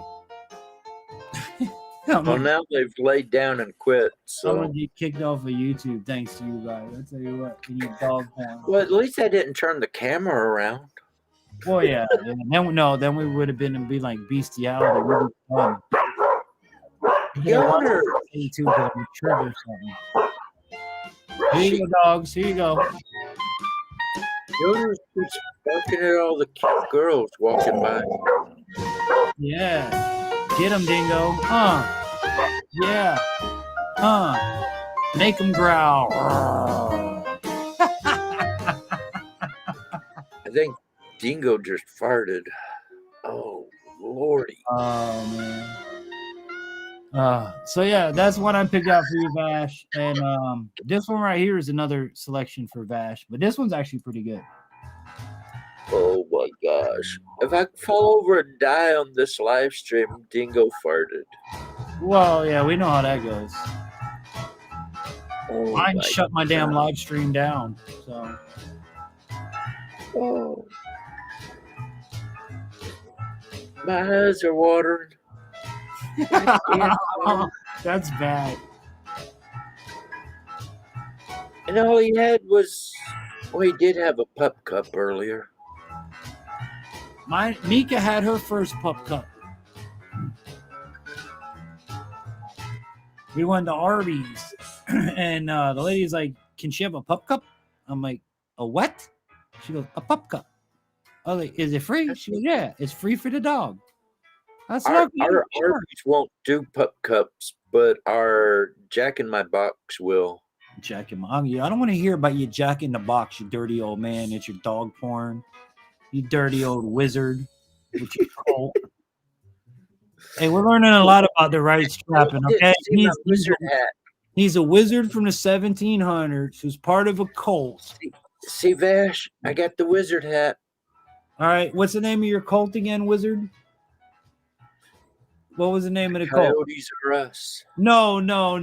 What was the name of the cult that you're part of? Come on.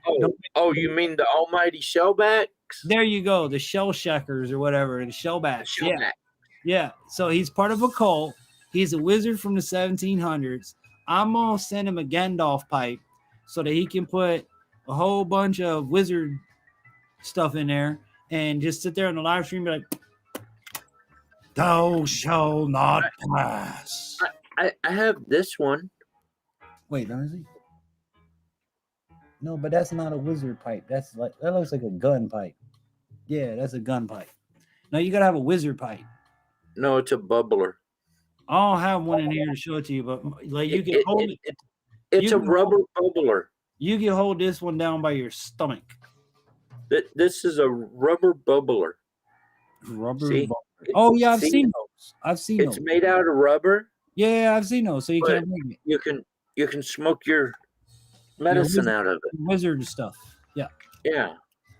I have one, but mine is just a regular bowl, but it's rubber. You can bend it in half and boing. Yeah, see, I got that one too. See, mine's camouflage. Yeah, mine too. So if I chuck it, you can't find it.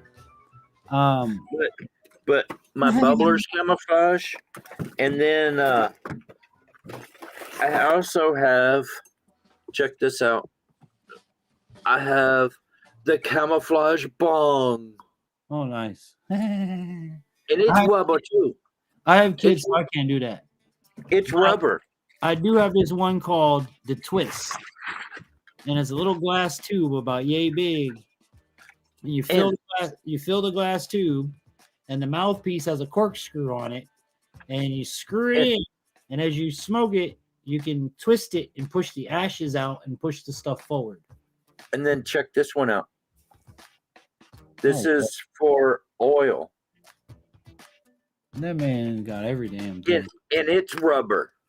He's got everything. In camouflage. I know I'm good if I ever make it to your house. Well, when I was doing security work at the pot shop down there, they ordered these all in for me and gave them to me because they knew that I would love it. And when they gave it to me, I was like, oh, hell yeah. I'm actually, excuse me, I'm actually talking with a CBD type store for advertising on the program. So I might have a place for y'all, to get your stuff at discount. Not always. We're still in discussion. But you know, people say raccoons are only night animals. Coyotes are only night animals. Raccoons only move when it's this. It's only no. That's not true. It's nature. If they feel like getting up and moving, they're going to get up and move. Here's what they I'm don't feel like getting up and moving, they ain't getting them up and moving. Because I have trapped raccoons in a major snowstorm and caught 4 of them in one night. But then I've gone through 4 weeks of hot weather and can't catch one. And I'm gonna So- tell you, here you go, Coyote. Your kids are making you embark now. Yoders, You're stop gonna it. get Mika in Come here. trouble. Come here. Come here. Get over here. No, come here. Yodi, you Come. can't do that. You're gonna get Mika in trouble. Come here. But my comment on that is it also depends on where you live, because I live in Florida and we don't have winter. So our raccoons are 365. Yeah. And so is our Well, raccoon season. Up here in Washington, this side of the mountains, we don't get a lot of snow. We get a lot of rain. But the other side tends to get a little bit more snow in the wintertime. But the summertime, it's a desert over there. Yep. And so You're still gonna see them in the winter. They don't hibernate like a bear. When they're hungry, they're gonna go look for food. Period. No. When they're And- hungry, they're going and looking. And it is very uncommon to see a raccoon or a coyote in the daytime, but they do travel. I mean, look, it's still sunny and I'm up moving around. I seen one the other day in my backyard. And it's funny. It's funny because check this out, Coyote. Since I moved in here, y'all have heard me talk about I want to get 4 chickens. Since the day I moved to North Florida, I don't want 4 dozen. I want 4. 1 for everybody in my house to get a chicken egg every day. That's all I want. Okay. Yep. If the chicken don't produce, it goes in the freezer. We replace the chicken to where we have 4 chickens, right? So, well, since I moved in here, landlord says no livestock, no livestock, no livestock, no chickens, no chickens, no chickens. So we moved But I past. can understand that because everywhere I've ever gone, if there's chickens or anything, you have a real bad problem with rats. Okay, well, that's not even what she cared about. Just no livestock, right? Well, then I get we'll move forward. I get my trapping license. Hey, I got my trapping license. Is okay if I trap the property? She's like, no, you can squirrel hunt, but don't touch raccoons. I had raccoons when I was a kid, and I like raccoons. So I'm like, okay, fine. So I went and I found other properties to trap raccoons on that people don't want them on. So moving forward to right now, present day, they went and got themselves a chicken coop and got themselves some chickens or ducks or something. Okay, got them 100 yards from my house. So I'm saying to myself, well, you know, karma would be a real bitch if your chickens got eaten by a raccoon that you wouldn't let me trap for the chickens you wouldn't let me have. That would be great. But You know, you take some sardines and just dump the juice over near the chicken house. no, Raccoons will be over there in a heartbeat. no, I don't need to be malicious too. One thing I learned, like this young man I was talking to the other day, you know, he's like, you can't be malicious. You never know what God's gonna look at that as. You know, vengeance is mine, so saith the Lord. It's not mine, it's his. So this is where I was telling you I have a secret behind the scenes thing that might be going on, might not be going on. That may allow. He said don't judge, but he also said don't let blatant obvious crimes go on in front of you either. Right. But what I was getting at is tomorrow we're going to go look at something that may allow that to happen. Cool. So I don't want to jinx it. I don't want to say too much, but we've been offered something and it would greatly improve what I'm allowed to do on the property that I paid for. So We'll just leave it at that. But at the end of the day, in the time that I've been in this home, I've paid well over $50,000 to live in it. I could have bought one of these damn things, these modular homes, for 50. And the fact that everything that we've tried to do, the landlord comes back and says, no, you can't have that. You can't do this. You can't do that. Put it in the backyard. Basically, we're here for a rent check, and that's it. I don't want to see you. I don't want to see your kids' stuff. You got to keep the place clean all the time. We tried to have an inflatable pool for the kids last summer. Mind you, an inflatable pool. Oh, you can't have it in the front yard is the only level area. So we put it by the deck. These people came and said, oh, you can't have it there. We're trying to grow grass. You ain't trying to grow grass the entire time I've been living here. Now, all of a sudden, because I put a pool, you trying to grow grass. So they're like, oh, well, you can put it in the backyard. We don't care about the backyard. Now, my backyard slants like this. You know, so any pool you try to put of any kind, the water is going to be all stupid. So we did that. Well, a few weeks ago, he comes to me and he starts harping because he decided he wanted to pressure wash the house. It's like he does it once a year, and that's his claim to fame. I pressure wash the house. So he comes over here. It took him like 2-3 days to do it. On a third day, I go out to work on the buggy, and he happens to be over here where I'm coming out of. So I was, hey, how's it going? Haven't seen you in a while. How's things been? The man immediately started in on me talking about, oh, you got to do this, and we got to move this from here, and you can't have this, and why do you have a fire pit up there, and you shouldn't have a fire pit up on the deck? I'm like, well, first of all, that's not a fire pit. That's a gas little grill that my kids can barbecue s'mores. It's a gas fire pit. Like, it's not a fire pit.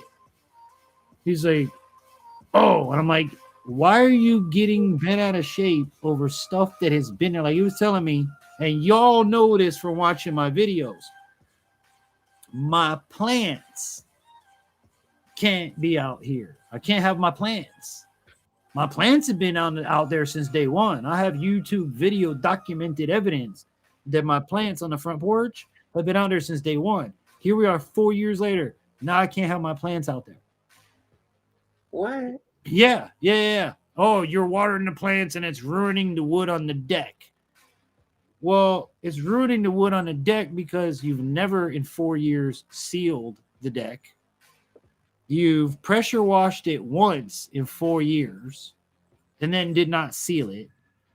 The deck, both decks, are in places where when it rains, they don't get enough sun to fully dry out. The one on the side has a big ass oak tree that this side of the house never gets full sun ever. So the wooden deck, if it's not sealed, is going to rot because it can't dry. Yeah. So even pre-treated wood, boys and girls, don't let them lie to you and say, oh, pre-treated wood never goes bad. Bullshit. I live in Florida. Pressure treated wood goes bad daily. We might be getting some of that recycled plastic wood. Yes, that lasts. Yeah, that stuff lasts. I have that in my boat. We had some guy come out and look at our front porch, and I don't want Big Matt to go through my front porch, so I said we have to triple enforce this thing. Yeah, no, that polyvinyl, whatever it is. I've had it in my boat. My bass boat floor is done in that. Huh. Yeah, because let me tell you something. You put that in your bass boat, it weighs less than wood, and it will never go bad. And you can still screw and drill into it like a piece of wood.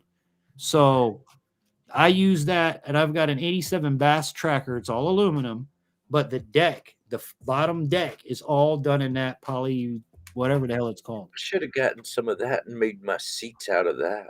Yeah. I use PVC sheeting to make my the helm of my bass boat.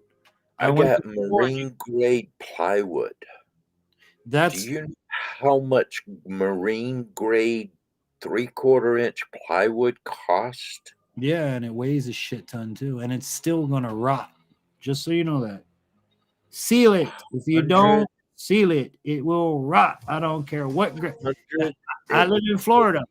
That the worst place you can have any wood is Florida. 150 bucks. Yeah, no shit. I know. I put it in my boats. Why do you think I'm telling you? Forget the marine grade plywood and switch over to that polyvinyl. What I don't know what it's called. It's Yeah. plastic wood, but you can buy Nick, 2x4s. You can buy 4x4s. I'm almost done with it now, You know,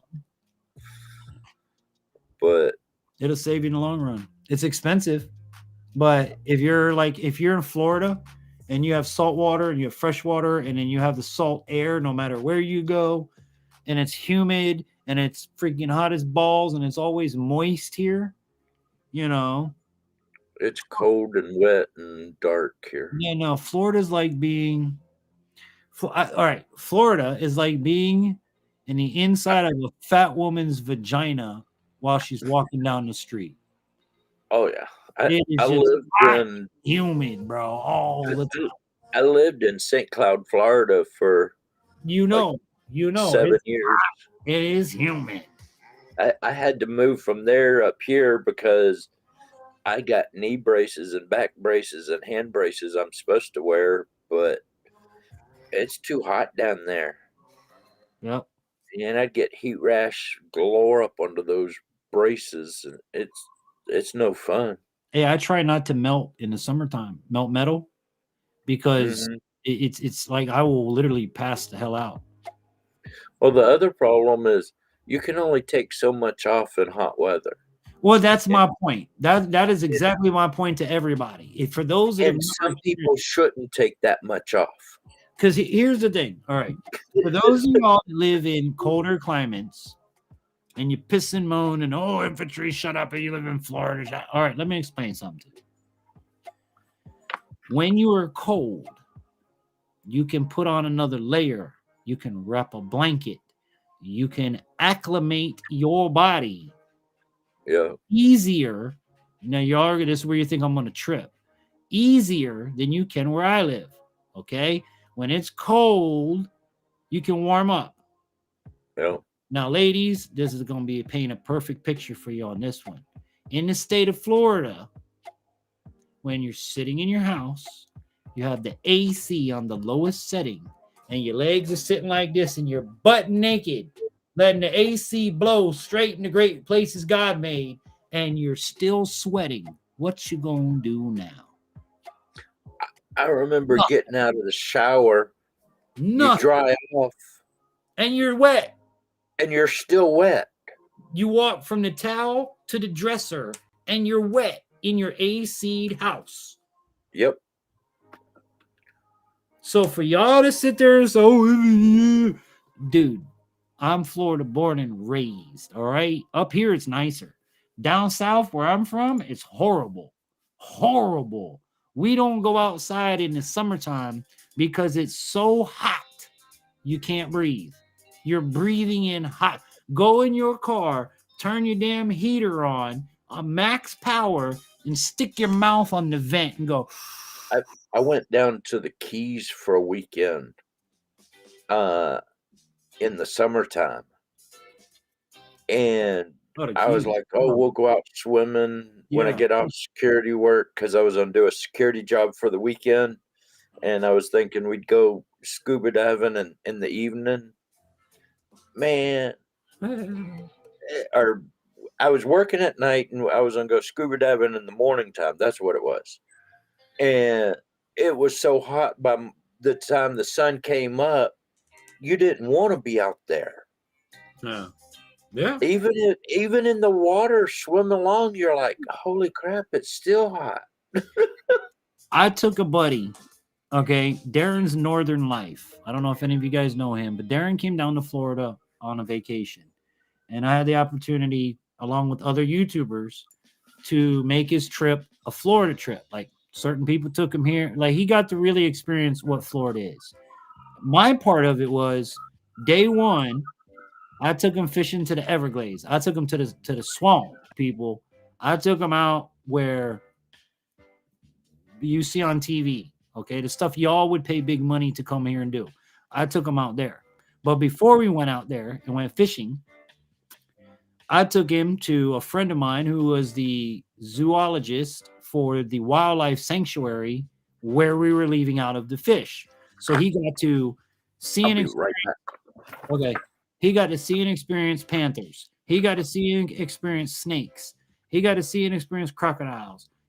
All of the Florida animals that were rescued animals, he got to see and experience them. And on top of that, I get to take him out on an airboat out into the swamp and show him all that stuff. Well, this is the part I need. Coyote, if you can hear me, tell me you can hear me, because this is the part I needed you to hear. Now I'm gonna wait till he comes back. But it's the part of being out there in the swamp that y'all are gonna love this part. No, don't bark, Coyote, or yo, little one. Hush. No yapping. You're gonna make Mika bark. Then we just have yapping dogs on the live stream. Dun dun dun dun. Sounds like he's getting closer. What?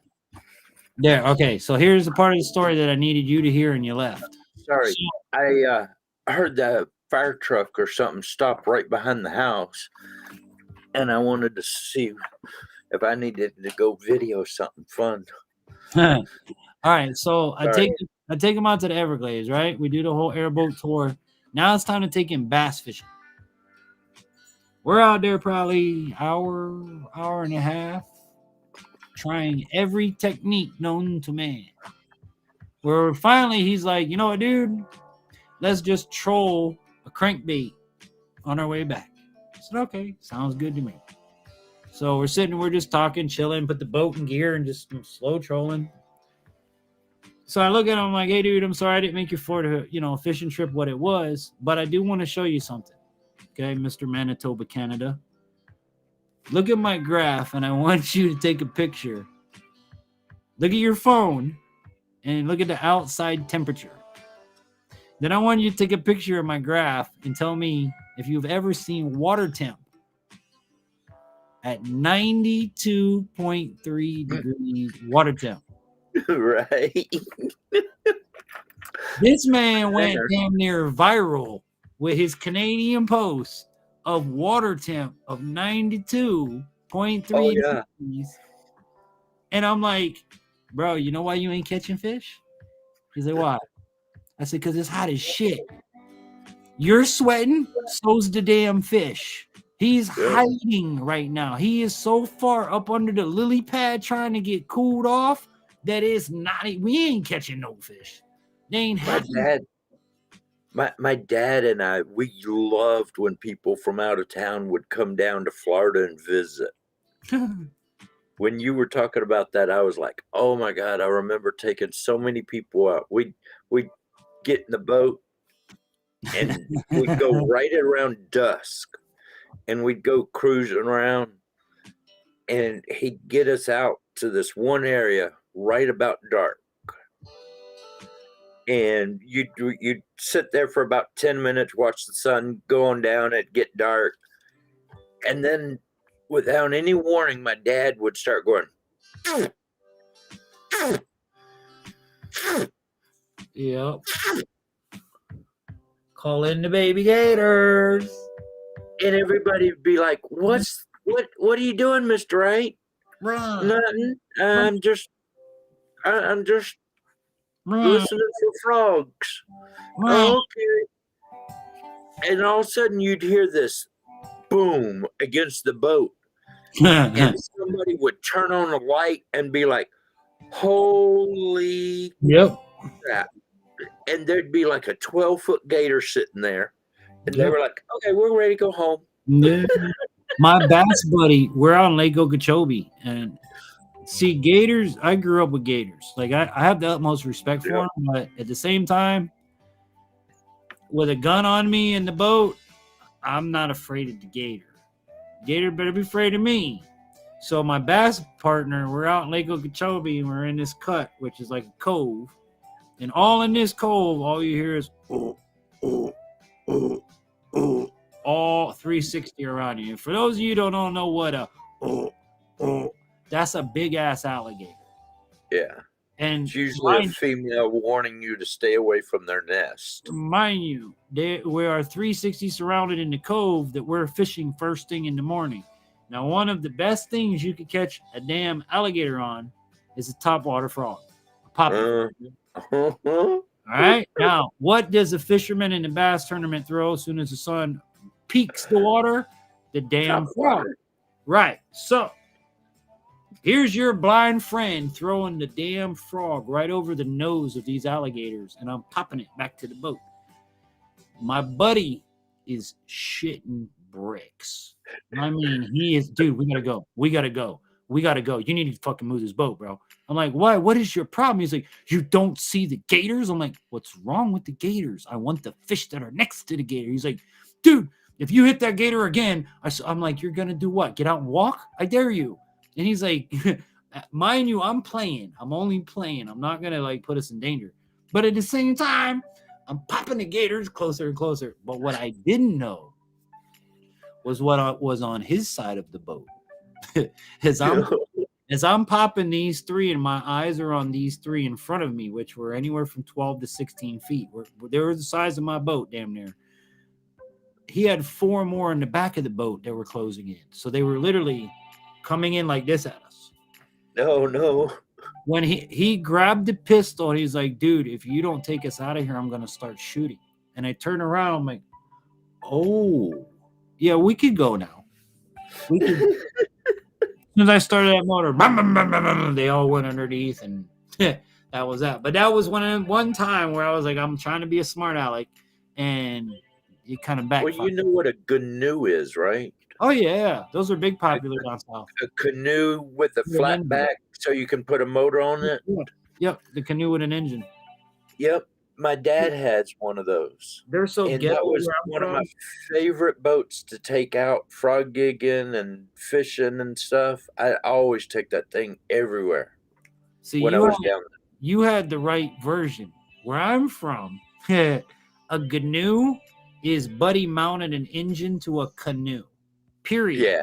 There ain't no flat back. There ain't no. Well, his had a transom back. No, I know what you're talking about. It was cool. I've never seen it in real life. Canoe 13 foot long. It was awesome. I figured out how to put the 12 horsepower engine on this thing. Let's go. Yeah. Well, no, we only put a 5 horse on it, or a 4.9 horse, whatever. Dude, but they had this canoe standing up doing a freaking wheelie. Yeah, no, as long as you balance it out, it wouldn't do it that bad. No, they just put too big of a motor on a damn canoe. This is like redneck ingenuity down there. Oh, yeah. I'm not even kidding you. It wasn't, like I said, imagine taking a canoe that you bought for a regular canoe and, hey, let's stick this big-ass engine on there.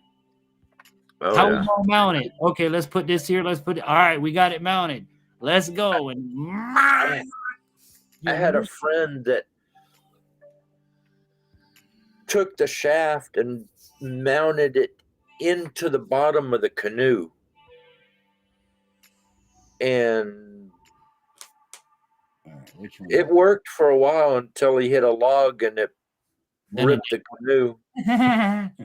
But one night I was out in that canoe fishing, and I was out there catfishing. So I had 3 or 4 lines out, and I'm just sitting there chilling, listening for the line to start zinging. And all of a sudden I hear this, dong, dong. And I'm like, well, what the hell? And I turn on my headlamp and I look, and this gator is trying to grab my fish. Yep. That had on the stringer. Yep. Hanging off the side of the ship or the boat. Yep. And I grabbed that stringer as fast as I could, and I flung it into the boat. Well, he didn't like that too much, and he kind of like that. And I took the paddle and I smacked it in the water right beside him, and he hit the boat again. Yeah, that don't work. You can smack him in the head with the paddle. It ain't gonna work. And I was like, well, fine. You want to be that way? So at that time I was carrying a Glock 23 40 cal, and I put 3 shots about an inch away from his head, 2 on one side and 1 on the other side, and he just slowly sank down below the water and never saw him again. Hey, let me ask you this question, Coyote, in your opinion, because none of us are lawyers and we probably ain't the law. But in the state of Florida, one of the only ways you're allowed to open carry is through fishing. Now, with that said, I'm going to paint a scenario for you. We're out kayak fishing. We both have a sidearm on us. We are at a body of water that would be listed or considered as a public fishing hole. Okay. Yeah. That's important to note that. It's a public fishing hole. We're out on our kayaks and we get a gator that comes within what we would consider as too close for comfort. It doesn't have to do anything, but the fact that it's coming too close for comfort and you discharge your firearm at that alligator, are you going to get in trouble?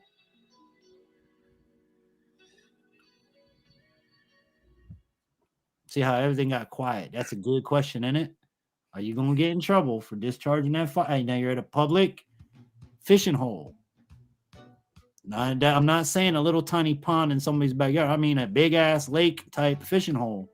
But if we discharge our firearm at that alligator, are we going to get in trouble? Are there a bunch of people there? No, it would just be me and you. And then someone heard the shots, called the fuzz, and the fuzz showed up. And we now have to pay. Even if we did, we can't find it. Because if you don't pull the gator up, it's going to sink. If you ever gator hunting and you shoot an alligator, they don't float. They go right to the bottom. And you never get them. So, well, yeah. But most days, you're not getting that gator unless you got hooks or something in him. You shoot that alligator, he's going to sink. If our stories matched and we proved that we were fearful for our lives and we did it just to protect ourselves, we're not planning on taking the thing home, but if the game warden was so gracious to let us, we would.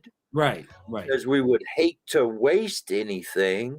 Because that's something that's always.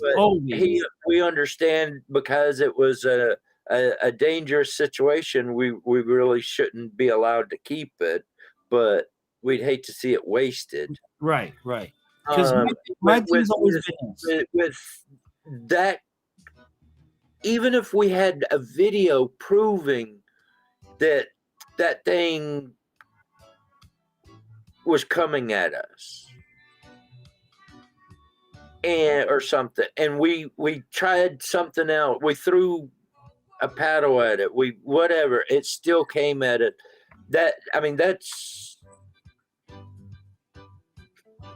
a life or death situation, really. Right. And here's the biggest reason that I asked is because, especially being in a kayak, you're on the water, you're inching in the water. Well, like this, what I was telling you about the gator that came up to me, I'm in that 12-foot canoe. Oh yeah. You're same thing. You're inching in the water. This is like a 14-foot, 16-foot gator. Yeah. That's tapping me, and it's like 1:30 at night. Yeah. It's all of a sudden, my cell phone rings, and my dad answers. And my dad goes, "Was that you?" I went, "Yep." He goes, "You all right?" I said, "Yep." He goes, "Did you kill it?" I said, "Nope." He goes, "You want to keep fishing?" I said, "Yep." He said, "Good night." I said, "Good night." And we hung up. And that was the whole conversation. we go wrap up after this, but I want to tell you guys something But we talked about that later, and I said, what I did is that, he said, "Dude, I'd have done the same thing. You were in a boat on the water at water level. You know those things can jump 7, 8 feet, at least half their body lengths. So And here's the Coyote. The reason I wanted to go into this, okay? You've been to Florida. You lived in Florida. This is more so. As long as you're up front with the game warden and you're honest. Look, we were out there fishing. The gator came up. We tried this. We tried that. Didn't work. So we popped off a round or two. Now we've called you to let you know, hey, there might be a dead gator or a wounded gator over here, or I might have missed it altogether. I'm not real sure which, but I want you to know he's going to take that as an honorable thing that I took the initiative to actually call him and report myself in. Yeah. Well, I've seen that backfire. I've seen a lot of times they always say, oh, it's the discretion of the officer. But when it comes down to it, when you get in front of the courtroom, it's up to the judge. Right. Well, here's the whole reason I wanted to go into that, okay? Because we are in springtime. Springtime, flowers bloom. That's what my kids learn in kindergarten. Springtime, flowers bloom. Everywhere. Well, springtime is gator mating season. Yep. Oh, okay? God. And something that ignorant tourists that come to the outdoors in Florida don't take into consideration. And love bugs. Oh God, don't start. That hasn't started yet. They are so horrible. I do not miss them at all. Back to the gator scenario, okay? I want you guys to understand that when you come to Florida in the springtime and you get yourself into a kayak, a paddleboard, a canoe, a canoe, you're first in the water. First thing I want you to look at when you get in said watercraft is, what does it look like during mating season? What color is the vessel you're getting into during mating season? Is it green? Is it camo green? Is it got kind of a whitish belly? Because here's what's going to happen. You're going to go out with your family on your lovely little kayak paddleboard adventure, and the alligator, being an alligator, is going to think your vessel is another damn alligator in its... Or a Mrs. Gator, and he's gonna try to jump up on there with you. Yeah, but either way, they both start with a bite. I've seen that happen. Yeah, I've seen a guy out there fishing and had a gator come up over the back of him, and the gator started trying to mate his kayak, and he's like, dude, I was stuck under there, and the gator was trying to mate my freaking kayak. And it all starts with a bite, people. Whether they're biting to tell you get the hell out of here, or they're biting to say I'm gonna give you something good, you're getting bit. But you have to. A lot of times it'll start with a gurgle. Listen for the gurgle.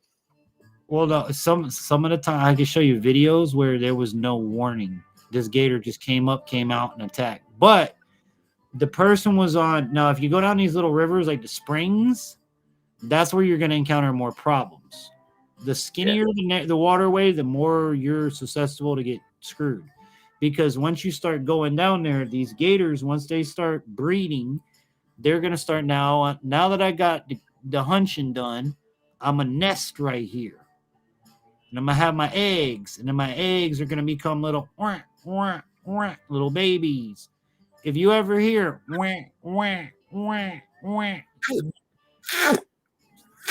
something like that too. That's it sounds like that.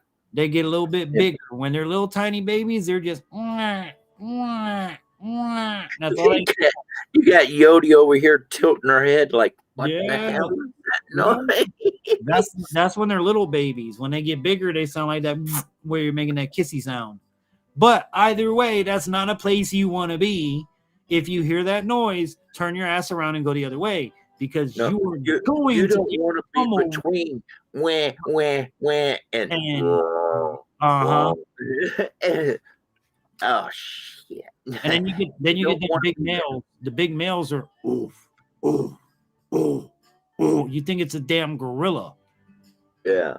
And you feel it. It's like I can't explain it when they when they do that.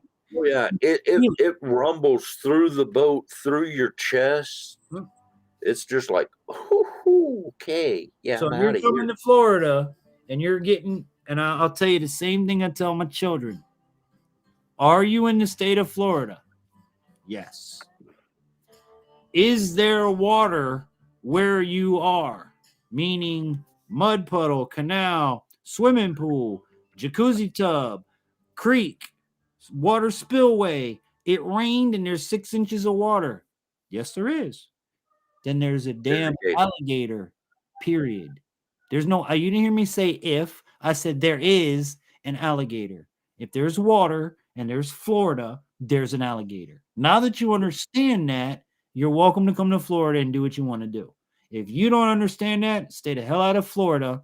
Or when you get eaten, make sure you're on your YouTube video. You say, hey guys, I'm not blaming the alligators for what's about to happen.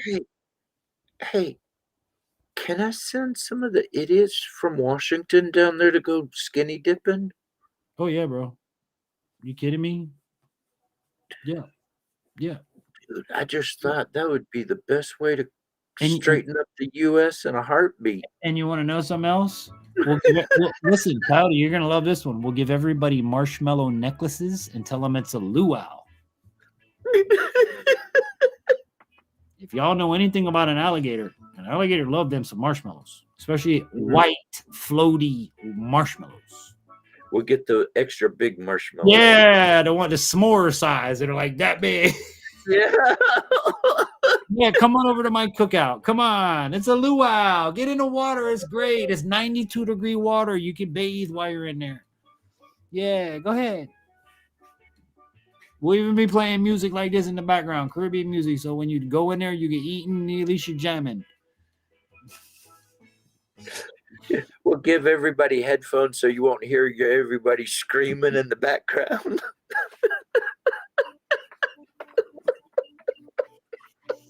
You wonder why Florida. Hey, listen. You wonder why. Have you ever been to one of those? What? Where you wear the headphones and you go to this bar or dance hall, whatever. Oh no. You go in, and if you're not wearing the headphones, you don't hear nothing. Yeah, those are called quiet bars. My one of my girlfriends that's a DJ in Texas. She does a bunch of those. And I always pick on her. I'm like, man, you know, from the outsider looking in, y'all fuckers look crazy as shit. Everybody's. Well, what's bad is when you first walk in and you don't have the headphones and you're seeing everybody sitting there. That's what I'm talking about. You're the guy outside the window looking in. It's a nightclub. There ain't no music playing. It's quiet as shit, and everybody's jamming, partying like they're having the greatest time. I went into one of those bars, and I didn't put the headphones on until I had gotten inside. I'd already gotten inside, and I was like, "What the hell are these people doing?" Music? And everybody looked at me, and they're like, "Put your headphones on." Yeah. And I'm like, "What?" Yeah, she does a lot of them parties. Okay, cool. So I gotta wear these blasted things all night now? Yeah, and you know why they started doing that is because, you know, areas that wanted to have parties, residential like type areas that you can't sound blast past 11 o'clock or whatever. Now, now you're able to have a party in peace. You know what I'm saying? To a point. And it opened doorways for establishments that, you know, like let's say you're a bar and you want to have you're in a strip mall, for example, and the next door is a dental office. You want to have a lunch party. Well, now you can have a lunch party without messing with the dentist. Because I tell you what, with the smallest setup that I have in this office right here, I will blow out a strip mall with my smallest setup. I don't care what building you're in the strip mall, you're going to come pissed off and go, "Can you turn it down, please? We're trying to do business." And that's usually where I'm the really nice radio guy and go, hey, listen, give me your business card. I'll give you a free radio advertisement. Come out to the party. Be part of the party. I want one of those directional speakers. So when my neighbors start playing stuff that I don't particularly like, I can aim my country music straight at their window and blast it just to them. You know, and I've said this to you too. Okay. And I know you guys are going to fight me tooth and nail on it, but hear me out. And I've said this to you as well, Coyote.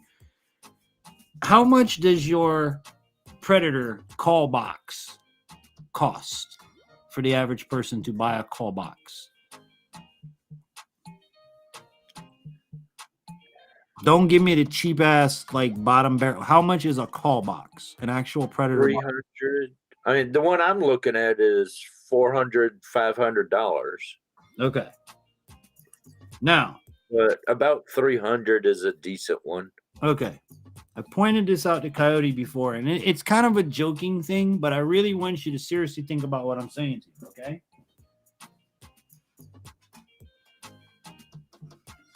And this is exactly what I was going to use that I talked to you about on the phone, Coyote.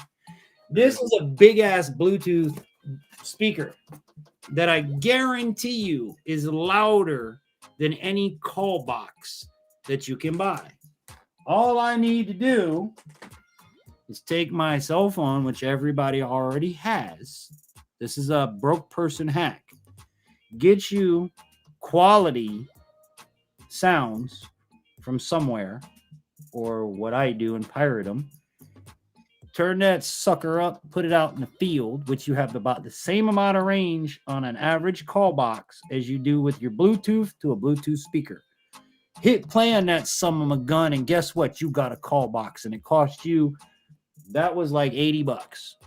And it can be done with any Bluetooth speaker and device. So for you guys out there, I'm not saying don't do it. I'm saying if you're poor like me and you're on a disability budget, dude, everybody's got a Bluetooth speaker somewhere.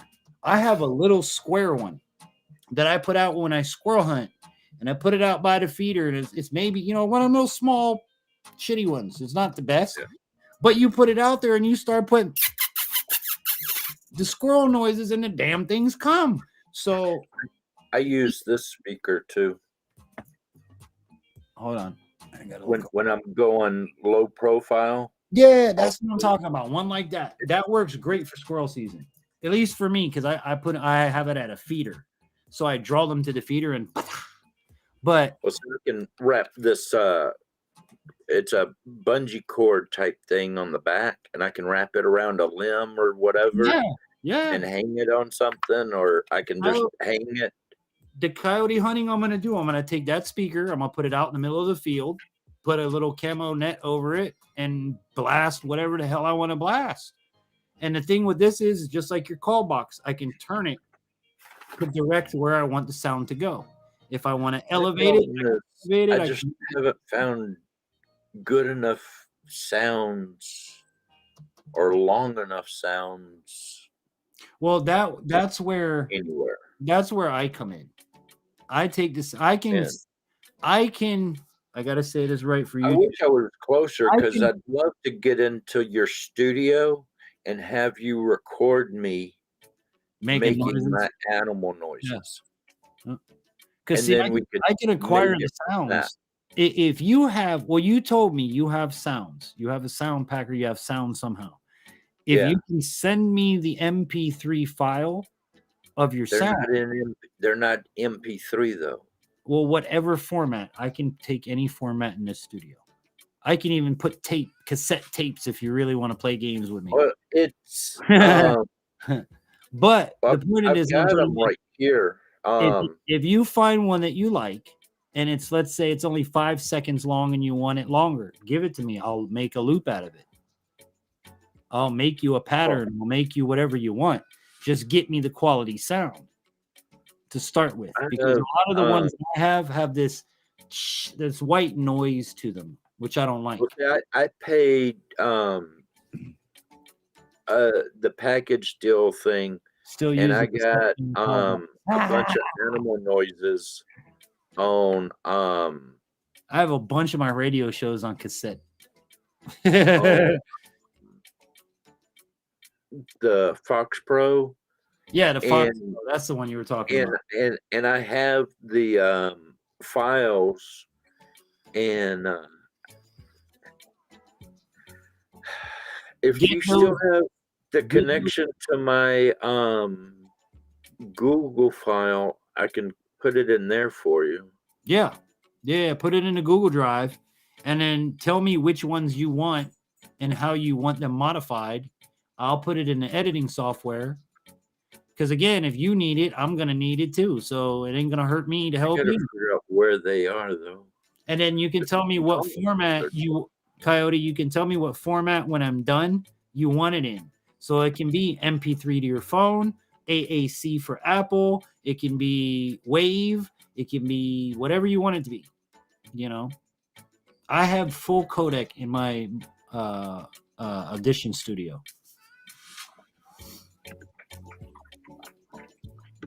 The one few time you'll hear me praise Adobe. I love Adobe Audition. I've been using it forever since it was called Cool Edit back in the day. Yeah, see, it doesn't show me what they are. They're FXPs. Okay. I think I can do that. I I can't. don't know what an FXP is. That's a small compressed file. Yeah. But see, I ordered the sounds. They sent them to me on an SD card. I copied the SD card onto the computer, but I also made a secondary, and I used the secondary in the animal call box itself. And then I have the original somewhere. Just copy and paste. Copy what you have on the computer and paste it to the Google Drive. Yeah. And I'll be able to take it from there. Because what I did, I just got a bunch of apps, which aren't the best, but they'll get me going. Hold on. I've got one called Hare Calls, Hog Calls, Crow Calls, Rabbit Calls, Coyote Calls, Predator Calls, Pig Calls, Turkey Calls, Squirrel Calls, Raccoon Calls. And I think that's it. Because again, they're basically just shit I want to hunt. But here's we'll go into raccoon. You got raccoon and you can't read it. Okay, but it's 1 minute and 9 seconds. So let's play it and see what it sounds like.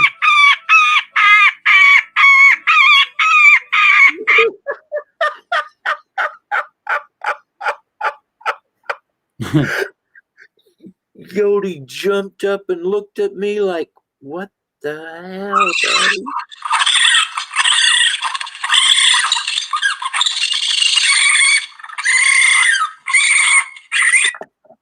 Those are raccoon babies, by the way. Yep. So that's actually pretty damn good sounds. Play it again. Play it again. Hold on. And watch her face.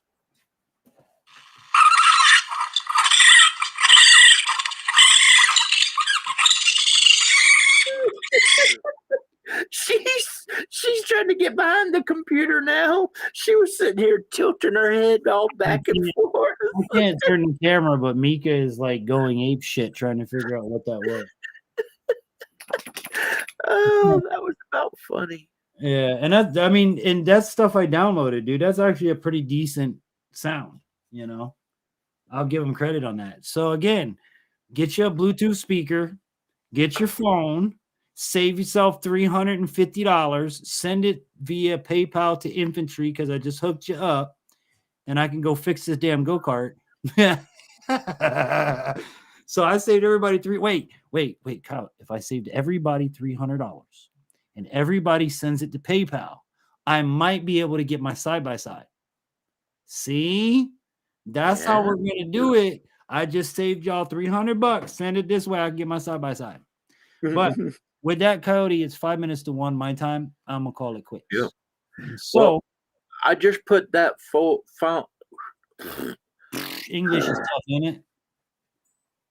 I put the folder into that file, the Google Drive. Yeah. It's the Infantry Coyote Help folder or file. If you don't have it, let me know and I'll send you another link to it. Okay. But in that file, there's over 100 and something animal noises. Okay. Well, Have fun. I'll get with you and you Yeah. tell me what you need created, longer, looped, whatever you want. We could even combine and layer sounds if Well, some of them are layered already.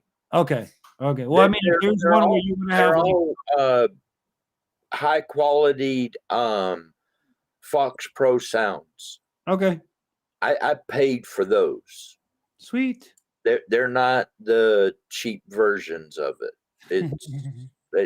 But I'm about to, if I can get the money up, I want to get the the old flashlight that looks like a box and then it had the light bulb on the front right there. The Fox Pro has one like that, but that light looking thing is a speaker, but you can put a decoy on the back of it. And that's the one I want. But the reason I like it the best is the control box is bigger and you can see it. That's important. The control box I got, I'm sitting out there like, Yeah, and here's another thing too. 9 times out of 10, if you're using a Predator box, it's probably going to be at nighttime. So that's another thing to consider is being able to see that at night. Look, my cell phone lights up, Coyote. Does your $350 box light up? No. But see, I still have cassette tapes play that are animal noises too. Yeah. You have to listen to it with headphones, get it to the sound you want, and then play it. Yeah. Terry right there was saying I still use cassette players to on call boxes. My dad and I, when I first started, that's what we used to do, and I still got the cassettes for it. Look, man, don't sleep on cassettes.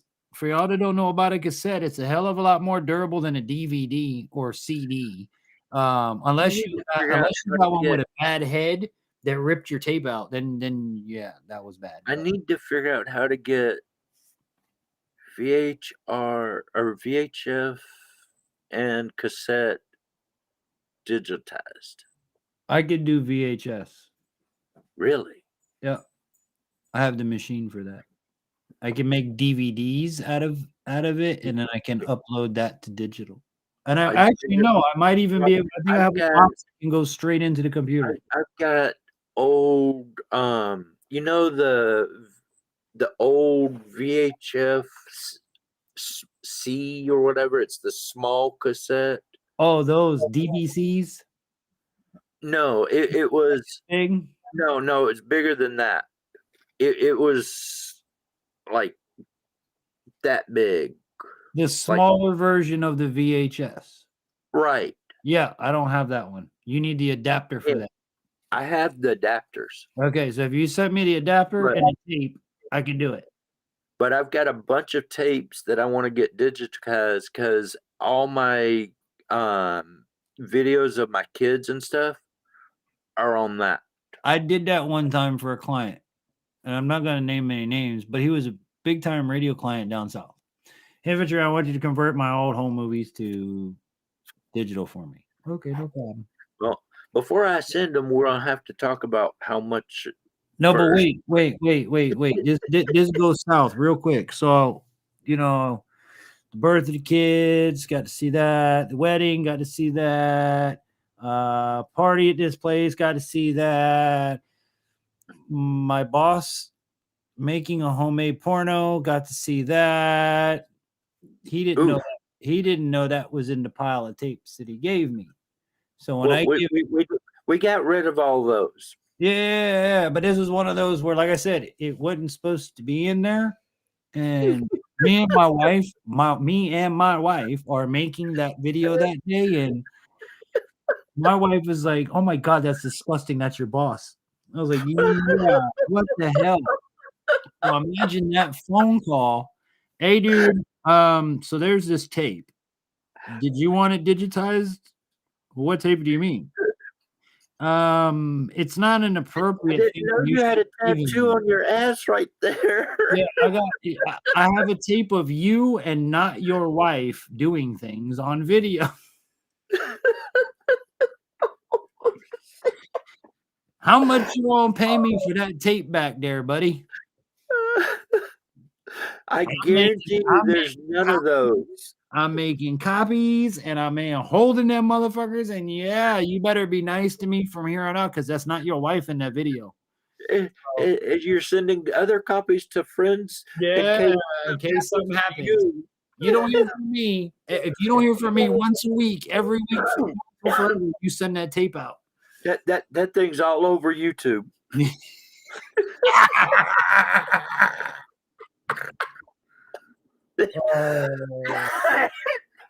On that note, boys and girls, that's where I'm going to leave this week outdoors. I'm gonna put it all over YouTube and Facebook. Coyote, check him out. He's the right strap and go over and show some love to the brother. Oh my gosh, I'm dead. Yeah, we're gonna leave it on that note too. Plus, I gotta go medicine up the wife. So, Coyote, have a good night, brother. Yes. And I will. And I tried to get you to be the one to come out and do DJing for the wife I and know, kids. dude. I'm just fucking with you. And I'm just when messing with I walked in there and I was like, "Hey, you got a DJ already?"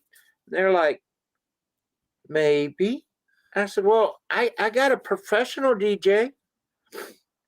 Won't cost you any more than a couple plane tickets."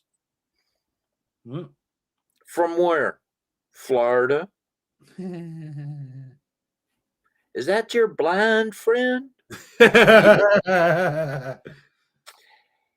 Yeah, we've heard his music. Nah, we're good. And I was like, he'll play whatever you want him to play. Here's the funny thing. Last time I checked, I don't have no album. I don't have no music. I don't look. I'm a DJ. I play with. No, every time you're on a live stream, you're playing that music. Oh yeah.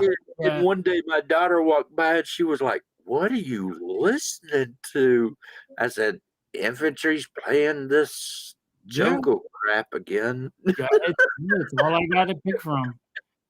See, but that's where you got to come in and defend me. Be like, look, you should see the crap we have to deal with on YouTube. At least this is decent.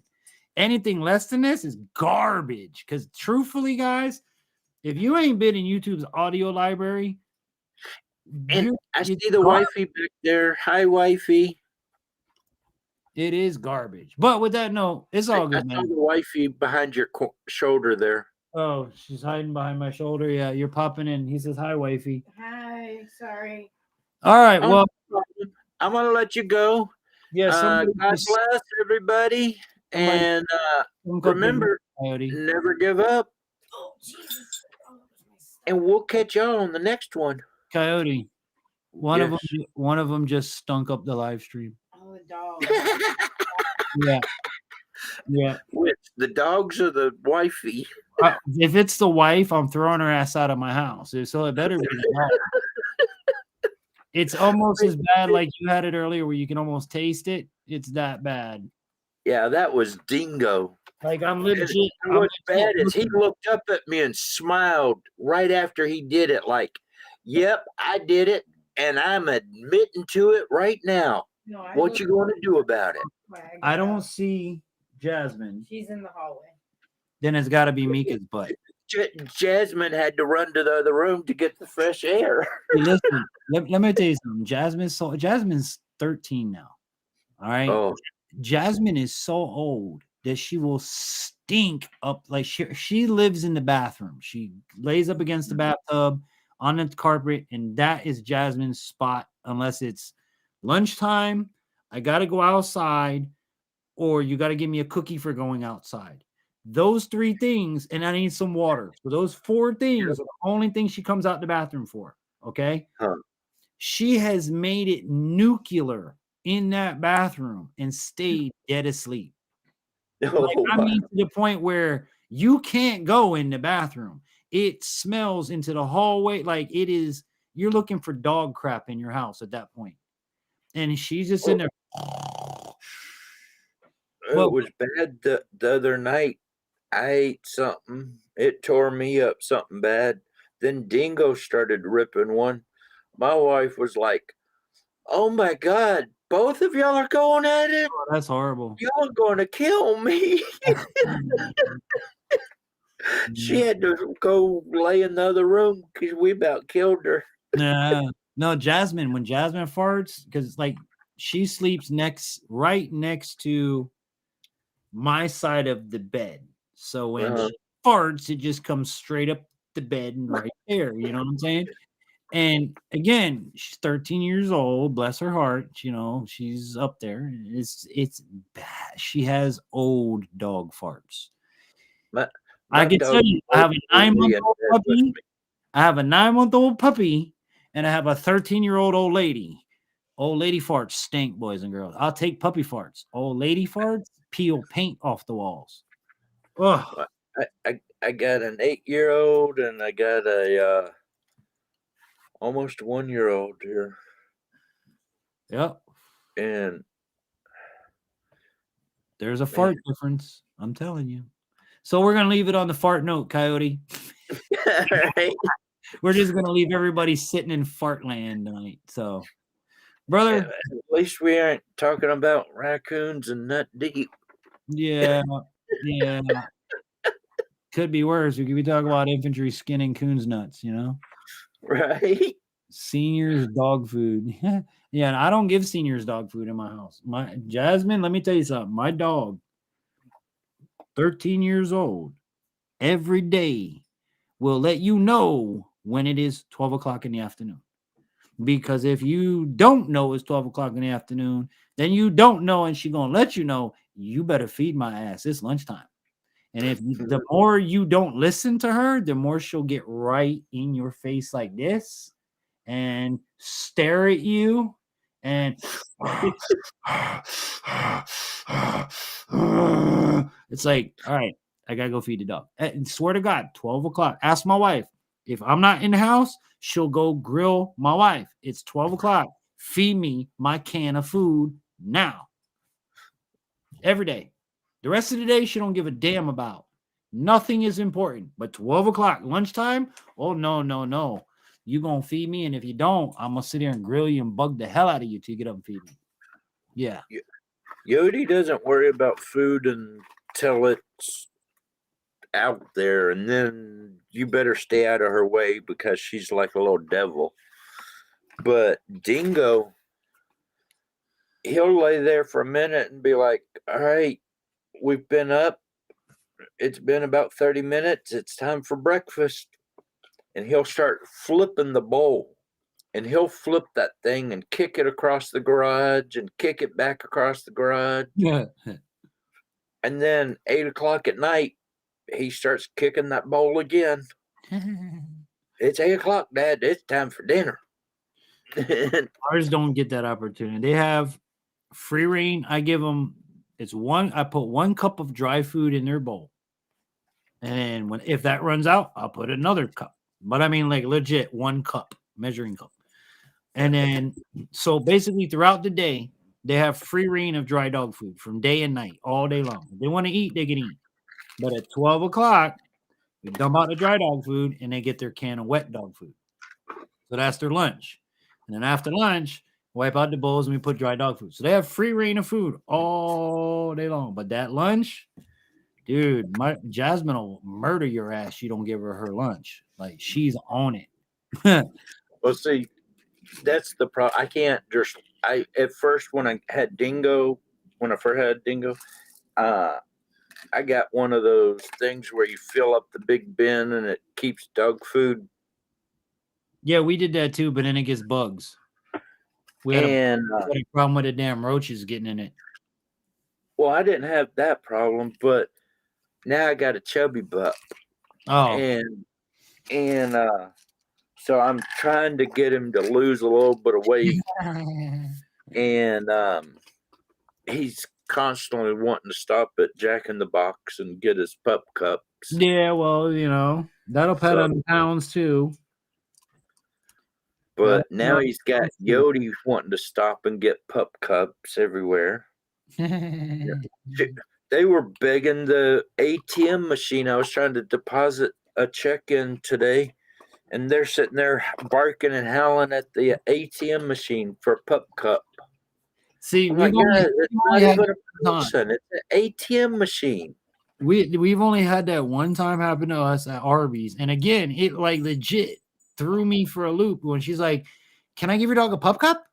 I'm like, "Can you give my dog a what?" She goes, "A pup cup." And I'm like, Dingo will "I'm gonna have to pay for it." Drive through, he starts.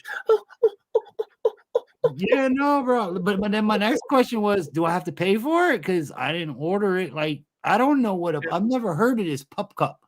And here's this girl trying to give me a pup cup. It's a big thing out here. Oh, it's big here too. We've never had Mika in the drive-through. Like Mika legit was like head out the window, like, "Hey, what's up?" You know, she's like, "Oh, can I give him a pup cup?" I'm like, "Pup? What the hell is a pup cup?" So if you don't know what a pup cup is, basically at Arby's anyway, a pup cup is some whipped cream in a bowl, and that's a pup cup. Pretty much any drive-through restaurant nowadays, if you'll say, "Hey, do y'all do pup cups?" They normally will. And what's funny is, like Jack in the Box, I pull up and Dingo's in the passenger seat, sitting over there going, drooling, and then Yodi's sticking her head out the back window, looking at the lady like, "And don't forget about me too." And you love this one. We had a dachshund like that, a dachshund, the wiener dog. Whenever we went to McDonald's, and this was a stray that we found off the street. We didn't train it, we didn't do nothing. But when you went to McDonald's with Fritzy, that was the name of the dog. Took Fritzy to McDonald's, and you pull up to the squawk box, and they say, as soon as they say, "Welcome to McDonald's, can I take your order?" Fritzy would start barking nonstop until you said, "I need one cheeseburger." Then he would immediately shut the hell up because he knew that was his cheeseburger. We never taught him this. We never did. Every trip to McDonald's, "I need one cheeseburger, please." And eventually the people start learning, "Oh, Fritzy, we got you. Cheeseburger's coming, buddy." You know, but the dog knew, if you don't order me my cheeseburger, I ain't gonna shut up. When certain people that know me at certain of the low restaurants down there, soon as they hear Dingo in the background, they're like, "All right, Dingo, we got your pup cup made right now. We'll have it at the window for you." And I'm like, "You're spoiled." And they're like, "No, he's not. We love him." The more you have your dog out, and this is something that I get approached all the time when I'm in public. Lady approached me. My wife was doing a job interview, and I was just in front of the store going back and forth with Mika, just doing walking training, doing chaotic turning to get her to focus on me, get her used to the traffic. So we're doing our own thing, and several people, "Oh, well, do you train dogs for a living?" And you know, she's got her service dog vest on, and it says service dog and training, and all that stuff. And I'm like, "No, well, I'm working with a trainer. I am not a trainer. I'm just implying the training I've been told to train." So people are always like, "Oh, your dog's so good. How was your dog so good?" Like, how do you have, because I have a German Shepherd, people have certain stereotypical German Shepherd problems, which I have too. So there's one lady who was like, "Well, how do you get her not to?" I don't like pit bulls. She says, "Well, it doesn't matter the dog. Okay. It doesn't matter. I'm a firm believer, and there's nothing wrong with the dog. It's the owner that's the owner. Yeah. Oh, I agree with that because there are some pit bulls that I have no problem with, but I've seen some amazing pit bulls. there are some people I know them, and because I know them, I know how that dog is going to be. Right. And when I Listen, meet the I tell dog, people sure enough, the dog is that way. your dog is just like your child is a Yep. direct reflection of you. If you're an asshole, your dog will be an asshole. Period. Yep. Because the dog doesn't know anything but the energy and things that it feeds off of in its environment. So if you're a mean, nasty, crotchety old person, the dog's going to be the same exact way. Now, That's why my dog is lazy and fat until it's time to chew some ass. the lady says to me, "Well, how do you have her how do you have her to where she doesn't bark at people?" And I was like, "What do you mean?" She goes, "Well, my dog barks whenever it sees anybody." I said, "That's because you've sheltered your dog. The Yep. only way you can get your dog used to people is bring them out into the fucking world." And don't allow it. Right. Well, People, here's something we can go on. That's what we're going to touch on an area like where my issue is, okay? Mika, even though I take her to my friend's house, she has her little boyfriend, or not little, she has a 2-year-old German Shepherd named Russo that I call her boyfriend. That she's already been skinny dipping in the pond with Russo, and Russo's taking her on little walks, and she's around other dogs. But when we're in the damn store and she sees another dog, she's dog reactive. And I'm trying as hard as I can to break her of this, and I'm not succeeding. The only thing that works is that e-collar. So when she and I zap her, it stops immediately. yeah. That's the only thing that's worked. I'm on a prong collar. I've done everything else, but the life and fact of reality is that little girl, when your jacket is on and your collar is on, you cannot do this. Yeah. When your jacket's Dingo, off, you do whatever the hell you want. Dingo has been doing that more and more since I got Yodi, barking at people and at things. Yeah. But normally he wouldn't bark unless I said to. Now anybody walks up and down the road, he's barking at them. But now Yodi's like, "Oh, we bark at everybody," and I'm like, "No, you do not bark at everybody." Yeah, no, it's monkey see, monkey do. That's the problem that you have right now. Yeah, you got monkey see, don't monkey do. So you need to fix Dingo to fix Yodi.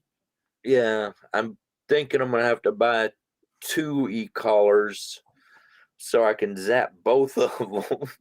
They have it. They have 2 collars. I know. They've got. I know. And again, Coyote, I know we've talked about the expensive models and they're great and everything, but bro, the $30-$40 one that I told you about that I'm using is working fine. Huh. I have not encountered an area where I pushed that button and it didn't do what it needed to do. In the water, out of the water, running, playing. I don't know distance wise because with me, I don't let Mika get further than I can really see what she's doing. So you're talking about under 50. And see, that's where I'm gonna differ. I'm gonna need a little bit of distance because I let them go a little bit further. Right, but for now, to get this started, you don't need one that goes a country mile, is what I'm saying. You can start getting them on around the house. Like I could be here, Mickey can be the other side of the house. I blast her, she's gonna feel it. That's part of the reason I got it because at night, like right now, it's 1 o'clock in the morning. She hears your dog's barking, she's gonna start barking, and I can't have that at 1 in the morning. So this would be an instance where I'm gonna be like, stop, no bark, and she's gonna get it. Stop, no bark with a vibrate. Then you're gonna get a shut up. It's only 10:30. Yeah, sure. Well, yeah, on that note, I've been trying to go here for like a half an hour now. Let me get off and say goodnight, and I'll talk to you tomorrow. Y'all have a good one. God bless. I'm out of here. and we'll see ya. All right, Kyle. And the puppy. Figure out how to close this. Yes, leave. All right, for anybody that's left, that's tonight's program. That's what it is, what it was, what it will be, what it was, what it is. What I don't even know anymore. But I'm gonna get off of here. I hope you guys enjoyed it. And as always, I hope that this and all of my adventures inspires you to get outdoors. Until we meet again, whether live stream or somewhere in between, I'm the infantry saying have an amazing weekend, everybody. Take care and enjoy yourself. All right.